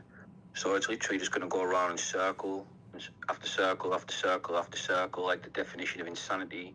And then people are still going to be having this discussion 10, 15 years from now, because nothing will change. Nothing will ever change. And the only thing that I can even remotely think of and suggest is, well, maybe girls should be more open to the idea of meeting new people and talking to new people online. But then for every 5 guys that she meets, how were you describing it earlier on like the comment section on Instagram, a girl will do a makeup video or a bikini selfie or something like that, and it's just like, you know, your head's just going to turn to blancmange reading it, you know. Right. It's more negative than positive. It's more vulgar And that's than why classy. girls It's don't like, open the DMs, actually, because even though you're right, there are a lot of guys that just want to say hi or talk. Those incels are DMing those girls, fuck you, da da da da, or like sending them like grape threats, like death, like for no reason, man, no reason. So Yeah. that's why me included and all other girls pretty much don't even look at the DM or comments, or like, you know, we're just using Instagram to post our page or post what we want, and then are using Instagram to consume the content like television, because we already know what's going to be in the DMs. It might be some, you know, guys trying to say hi, but then it might be some guys sending inappropriate pictures that no one asked for, and then the rest might be incels like, oh, da da da, like you are fat, da da, whatever, right? So it's like definitely like the guys that act like that definitely don't help. I do think these are the guys that are like kind of causing the issue. It's like the, you know, men that might, you know, that have no bad intentions or are just trying to get to meet people are, you know, unfortunately, it's kind of like, you know, when you're in class and when you have a kid acting up in class, the whole class gets punished. This is exactly what's going on in society, right? It's because of that one kid that was yelling in class or causing problems, the entire class is now punished, right? Or maybe it was 3 kids. Because Who that's knows? just how it is, you know? So again, what's the workaround? How are you ever going to tackle it? You could even use me and you as an example right now, right? I don't know you from Adam. I've looked at you for maybe 15 seconds before I thought, right, you know what, I'll give this a go. Like, we were complete strangers, we've had a good conversation, well, I assume, so it went quite well. This is how you meet new people, this is how you make new friends. What are we talking on right now? Discord. Yeah, and what else are you doing right now? Streaming, right? Yeah, like how fucking... Like, oh, and something mad. else I want to add, like, literally at many points during the live, like, I had issues getting guys on. You know, it's like a lot of guys will be in the comments like, oh, da-da-da, I, like, don't agree with anything you're saying, da-da-da. And I'm like, come on, then come talk about it. And they don't want to. Like, they're afraid to even get on a call, you know? Is it fear, or is it maybe they don't have the confidence, or maybe it's like you say sometimes, maybe they don't have the intelligence to have a mature conversation and listen to 2 points and then try to come to a mutual understanding. They don't You know, even like, make the effort of even trying to go at me or trying to try to have a conversation. You know, when I'm literally asking them, come on, come on. There's this one guy named Brandon. He kept going and going, typing and typing. He was trying to debate me through the live. And I'm like, man, just come on. And the whole chat was like ganging up on him, telling him to go on the debate. But he never showed up. How do you know Brandon's a Brandon? Huh? Because his username was Brandon in chat. Yeah, well, how do you know Brandon's a Brandon? Brandon could be a Lisa, and, you know, Right. and then Lisa's just venting online, pretending to be Brandon. Maybe. Who knows? Honestly. Good point, but Maybe yeah. I didn't go on the live chats. Like, how do you know 90% of that comment section are the people who they say they are, or how they perceive themselves to be? Maybe those people in that comment section are a glorified, idealistic version of who they wish they were, not who they actually are. It's all online. You don't have a clue. Maybe it's different for me because the one time I ever actually had used Discord, right? I met someone on. I've barely been on this, so I don't know if it's the same. I actually reinstalled the app just to get involved, like with our discussion. I clicked on a chat room and I clicked on a profile picture and I sent a friend request. I don't even know if you could still do that now. And this person added me back, and I was bored at work. I was running an office, and all my work was done with 2.5 hours into my shift. So I thought, what am I going to do? And no, I was playing on my phone. And I got talking to this person, and I spoke to this person on Discord pretty much almost every day. Didn't start out every day. Every now and again, it was maybe 3 messages a week and so on and so forth. And I ended up speaking to this person for 5 years, and we exchanged the odd picture, the odd selfie, whatever. Never video called. For all I knew, I was talking to a pot-bellied pig sitting in a chair, a computer, who was a dude called, Enrico from Spain. I didn't know. I didn't know any of the things that she was telling me were true. Like, anything. But I built that friendship and that intimacy, and after a while you start to think, wow, like, I'm kind of like developing feelings for this person I'm speaking to. Like, I genuinely care about them. If they stop messaging me now, I'd miss them. Do you know what I mean? Right. I didn't know if that person was even real. But that's the problem with online as a whole. 90% of them aren't real, and the ones that are, the people you're speaking to are never going to have the faith in you or within themselves, or the strength to see through to the end to see if it is what it is, or if it's just all make-believe. I did, and it worked out well for me. But a lot of people, it wouldn't. And again, that's another reason why you can create these incels. I'm doing the air quote, incels, because maybe they've had bad experiences where they have put themselves out there online. They have tried to like build something with somebody, and it all just turned out into a lie. Oh, so catfishing.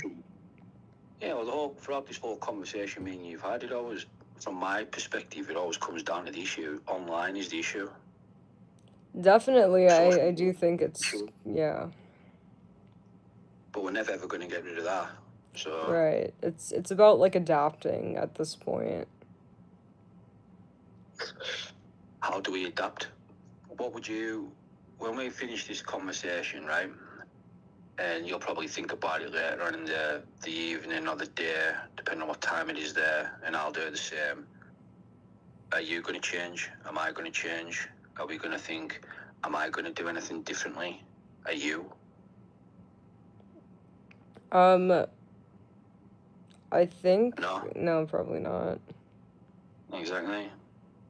Because regardless of whether you've enjoyed the conversation or not, or you've listened to the points that we've debated, or you've agreed with my points or I've agreed with yours, ultimately your mind's made up already.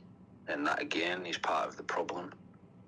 Both the males and the females, incels or otherwise, we're all just tired, we're all just sick, we've all just reached this conclusion within ourselves, and hell, we're always right, aren't we? Even when we're wrong. Right. That's what you're going to do. Good point. And there's not a lot that can be done, to be honest, because it is just harder to meet people because of the internet. Like, people are not gonna, some things can't necessarily be reversed, but I think these are good points. Pandora's box has been opened. I know it makes me sound a lot older than what I actually am, but it is. It was a simpler time. Like, I'm a 90s kid. It was a simpler time back then. There wasn't any of this shit. If you wanted new friends, you went out and played. Went out and played football, like, games outside, like built forts, like went on little adventures. It's like it was when I think back now and I look at my friends now and some of their kids, and it's like they just stick Disney Plus on and hand them the iPad, and I just think, wow, that's what shuts them up. It's like they're the only friends they've got are the ones that they've got at school, and even then, they're not really friends because they never see them outside of school. I think this is like essential development. This is essential like human interaction that you get at a younger age that helps shape you out to who you're going to be the rest of your life. It's crucial years. It's crucial experiences. You don't get that anymore. Most of the girls you read about sometimes that have sent the wrong nude to the wrong guy, and they did that for attention, and then that gets spread around, and then that girl feels like her life's over and there's no way out. She did that for a little bit of attention, to catch a guy's attention or to make friends online, for all the wrong reasons, and it usually ends badly. It's like, why are all these interactions? It's always online. It's taboo now. If I was to say to like my godson, go on, get yourself out, go and play, he'd look at me like I was insane. And then you've got all these like after school clubs and stuff and groups and all these little things you can do. It's like they're dying out slowly. Everything's online. Even you get the rare place. There are exceptions. Like even like high street retail is dying. Shops in cities, streets, small villages. Everyone just buys online. Doesn't leave the house. Right. There's more for online shopping than there actually is people. Like what's in America, Walmart. Yeah, I've been in a Walmart. That's Asda in my country. Same company, it's a different name. It's like there's more people who's doing the online Walmart and Asda orders than there is them actually getting out there and going to the shops. Nobody wants to spend time with anybody. Nobody wants human interaction. Nobody wants to be in situations where there could be conflict or any form of connection or anything. People shy away from social scenarios mostly nowadays, especially people your generation, your age. Would you rather walk into a room with 150 people all knowing your name or wanting to speak to you? Or would you rather walk into an empty room with just one person who knows you? What would you rather do? Honestly, probably the room with more people. I think it'd be safer. So that's where you went? That's your mindset? Yeah, because if you're in a room alone with one person versus if you're in with a lot of people, I mean, you're a lot more likely to be safer. The one person could be crazy. Okay, then let me over embellish the scenario. The one person that's in the room, you have nothing to fear from them. Nothing's ever going to go wrong. Yeah, well, if that's the case, then I'd pick the one person room because it's, not as crowded, obviously. Less chance for meeting new people or any interaction whatsoever. Right, and it's less cluttered, too, so... I said these 150 people knew your name. I didn't say you were close with any of them. Maybe they just wanted to get to know you. Yeah, but I think part of what it is, too, is maybe people just don't have time. Everybody's working now and with the economy, so... I think that's part of why people are ordering and not going grocery shopping. A lot of people don't have a lot of time because they're just working all the time, whether it's, they have homework or or they have deadlines to meet at work. So I think that's part of it, people don't have as much time to really socialize, right? I work my ass off. I work really hard. I do really well, but I always make time for my friends and my family, or if I'm seeing someone. If you want to make time because you care, you make time. You always find a way. Right. If you don't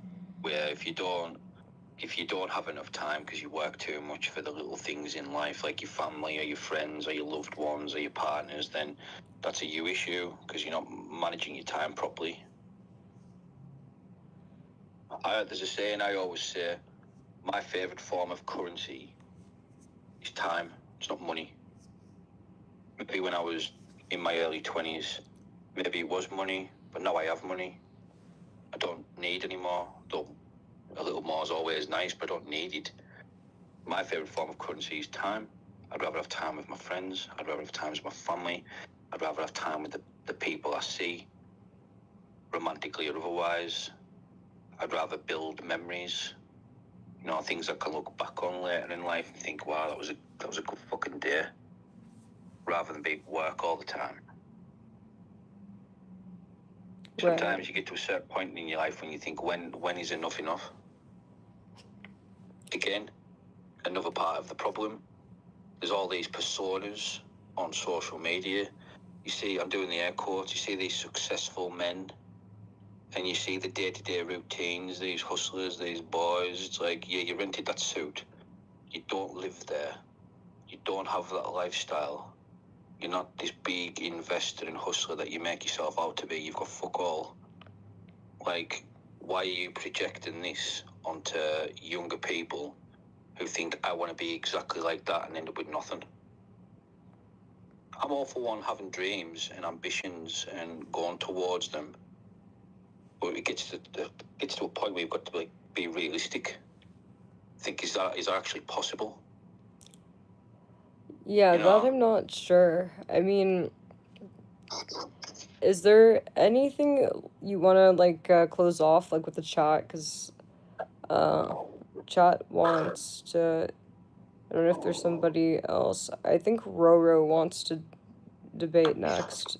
But yeah, do you have any like closing for this? Because like I think, you know, these are good points, and I think that, you know, I don't know what the solution is, but, you know, definitely these problems do exist, you know, but... Nothing to close chat off. I enjoyed the conversation. I think we made some good points. Somebody else can have a go now. Alright, well, thanks for coming on. No problem. Alright, I'll see you in chat. Maybe. See you. Alright, bye. Okay, who is next? Yeah, no, we're gonna reset in a minute. Okay, who wants to debate next?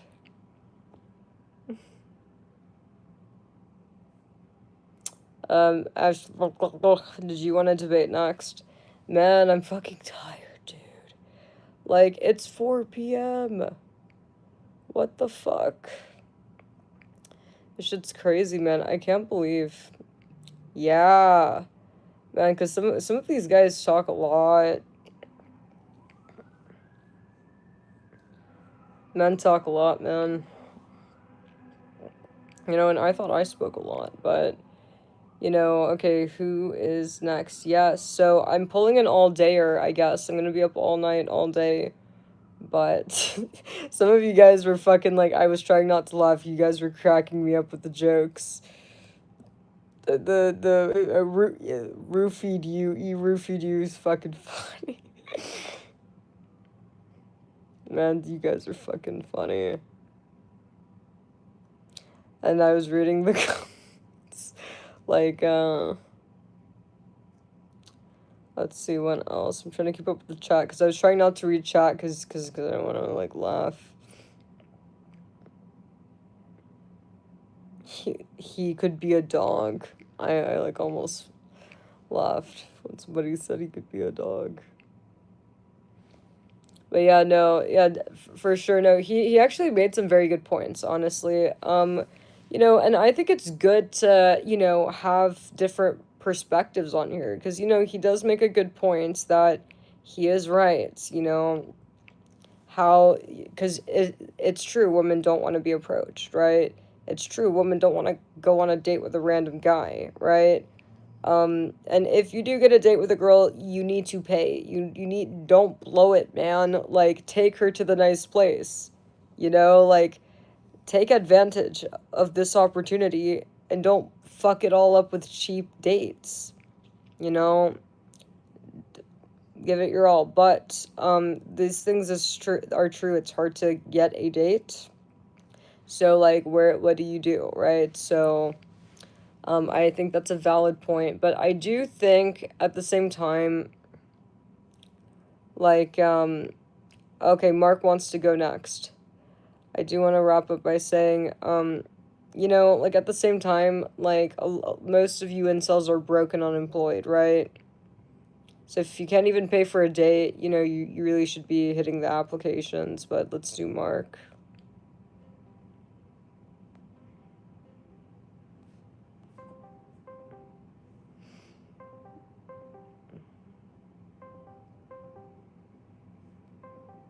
Mark, are you gonna fumble? And I might restart the live because it looks like we're gonna be up all day. So yeah, I'm gonna take you guys back to the... What's up, Mark? What number incel is this? Hello? Mark. Man, you gotta have a working mic. Hello? Okay. Can you say something? Hello? Hello? Hello? Hi. Hello? Yeah, can Yeah. you hear me? Yeah. Olive? Yeah, the mic's kind of muffly. How does that sound? I could barely hear what you're saying. Hello? Yeah, like, the mic quality's not good.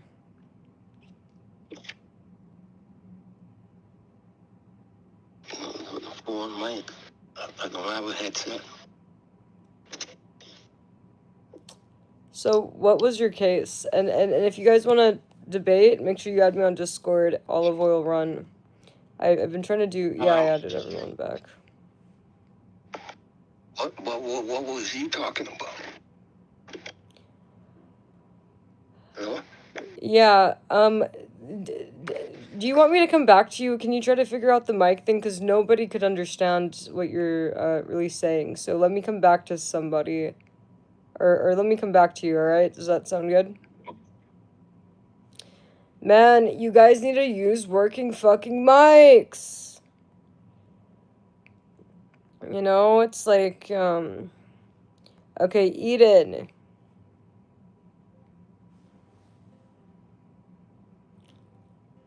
Okay, somebody else added me too. What's up? Wait, hold on. Hello? Yeah. What's up? So, what's your case? Welcome, incel number 4? I don't know. I don't know what we're debating. We still on the incel thing?